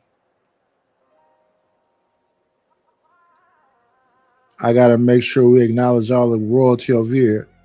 Rapid is the king. TMKC is the queen. What's his name? Hear Me Out is a bishop. Maurice is the bishop. CKJ3 is a rook. And Maurice is a rook. Matter of fact, let me go to that other channel right quick. Let me make sure I got everybody.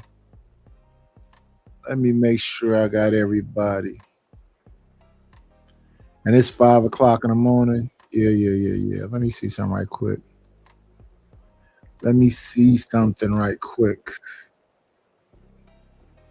Can I see who is all royalty?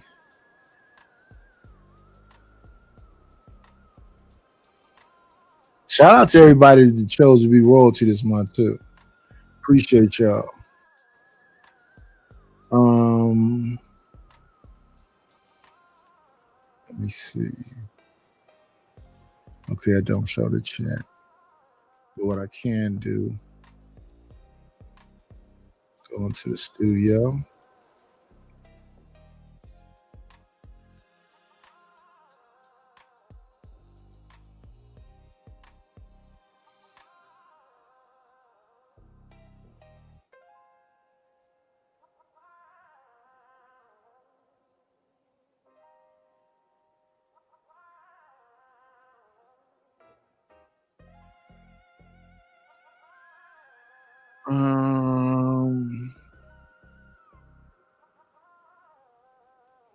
Go here,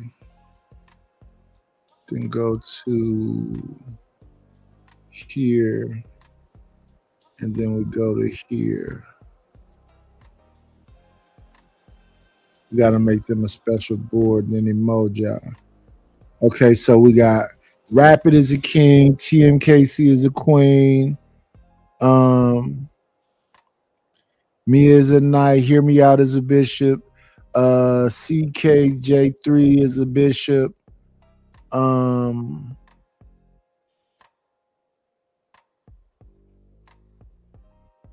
Maurice is a rook. Ain't it somebody else? We got Ronnie. No, we got Rapid, TMKC, Hear Me Out, CKJ3, Maurice. Oh yeah, that's it. It's 5 of them. Shout out to them. Appreciate y'all for picking royalty spots. Look at the community page and see all that you can do as royalty.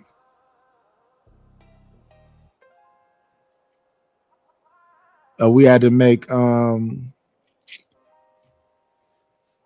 CKJ3 a body with like that little symbol as the face. Why is it not letting me out of here? Cancel whatever. Okay. Yeah, and I was up on members and the whole shebang. Shout out to the shout outs. Recent members activity. We got Reese, TMKC, Miss Jill.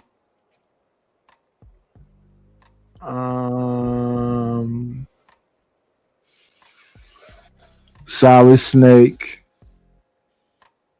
Black Knight. Ronnie.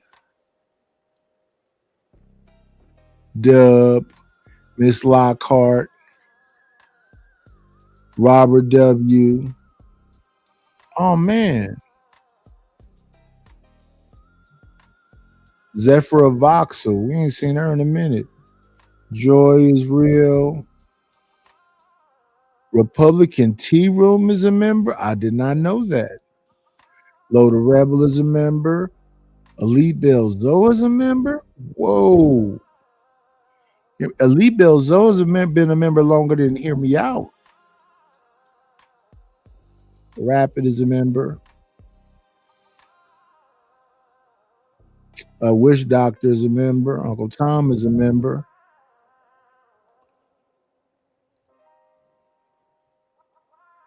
Trelawney's is a member. Auntie is a member. Asia Nicole's been a member for 17 months.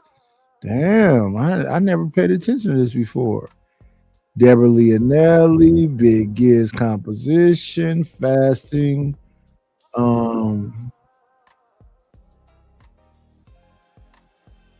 Thanks to these people that's been here. Carl Anderson been a member for 18 months.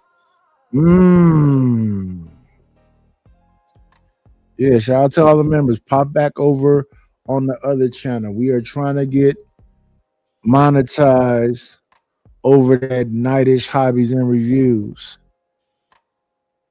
Let me see. Channel. Go back to this account.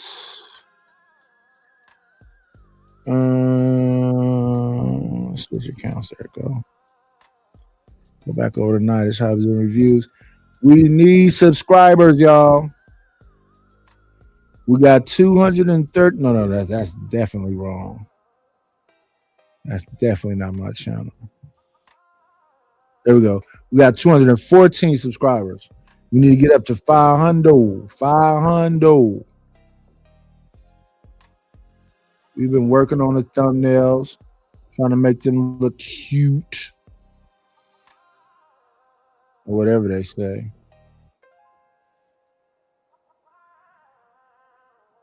See this. Let's undo that. Undo it. Let's get back in here. All right, everything on mute. Which one? This is the Paladin we on right now. We're rocking out at the Paladin. YouTube is being super fickle. Real men love and respect nice women. I'ma treat a bitch as is. Yikes. What's happening with your Wall Street, Willie? Good morning to you. Yeah, I think, we had a little fun with this might be risky, but it's like 5 in the morning. I made it through and didn't nod off. Can y'all appreciate me? I'll give myself a pat on the back. I think I'm gonna I gotta open up some panels so we can have some fun with some of these clips I got. Now I got you in your feelings. I built this shit. Me. Brick by brick. Yeah. Yo! Hold up! Time out! Time out! Y'all take a check. Chat room is the chat. The internet is the internet. Man, hey. Do not listen to these ignorant niggas, man. This shit need to stop. If a damn show do. But like we always do at this time, I love the fact that we got 50 people in the building. Y'all came here to support. Let me see something right quick. I believe my brother's Chaotic Clubhouse is on right now. Let me see if they still live.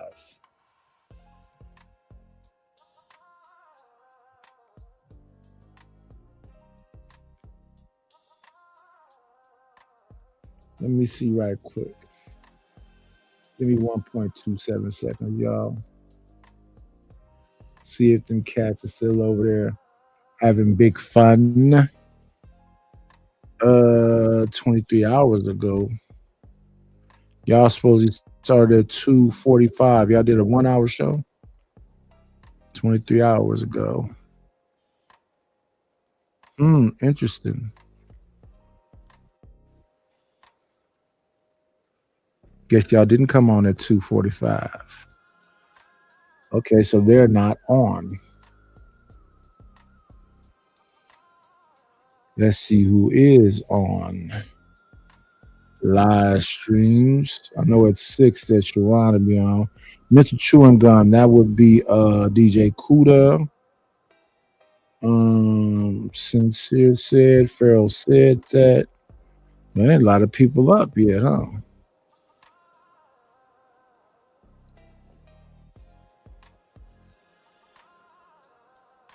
Yemi C. Shenchen.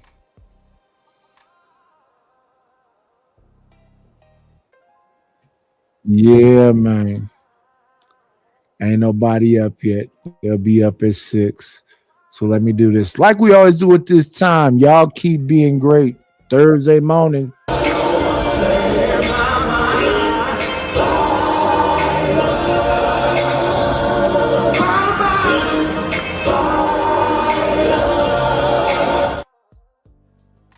I don't ever want to leave you, baby. We'll shut this motherfucker down. That's all, folks. If a damn show is.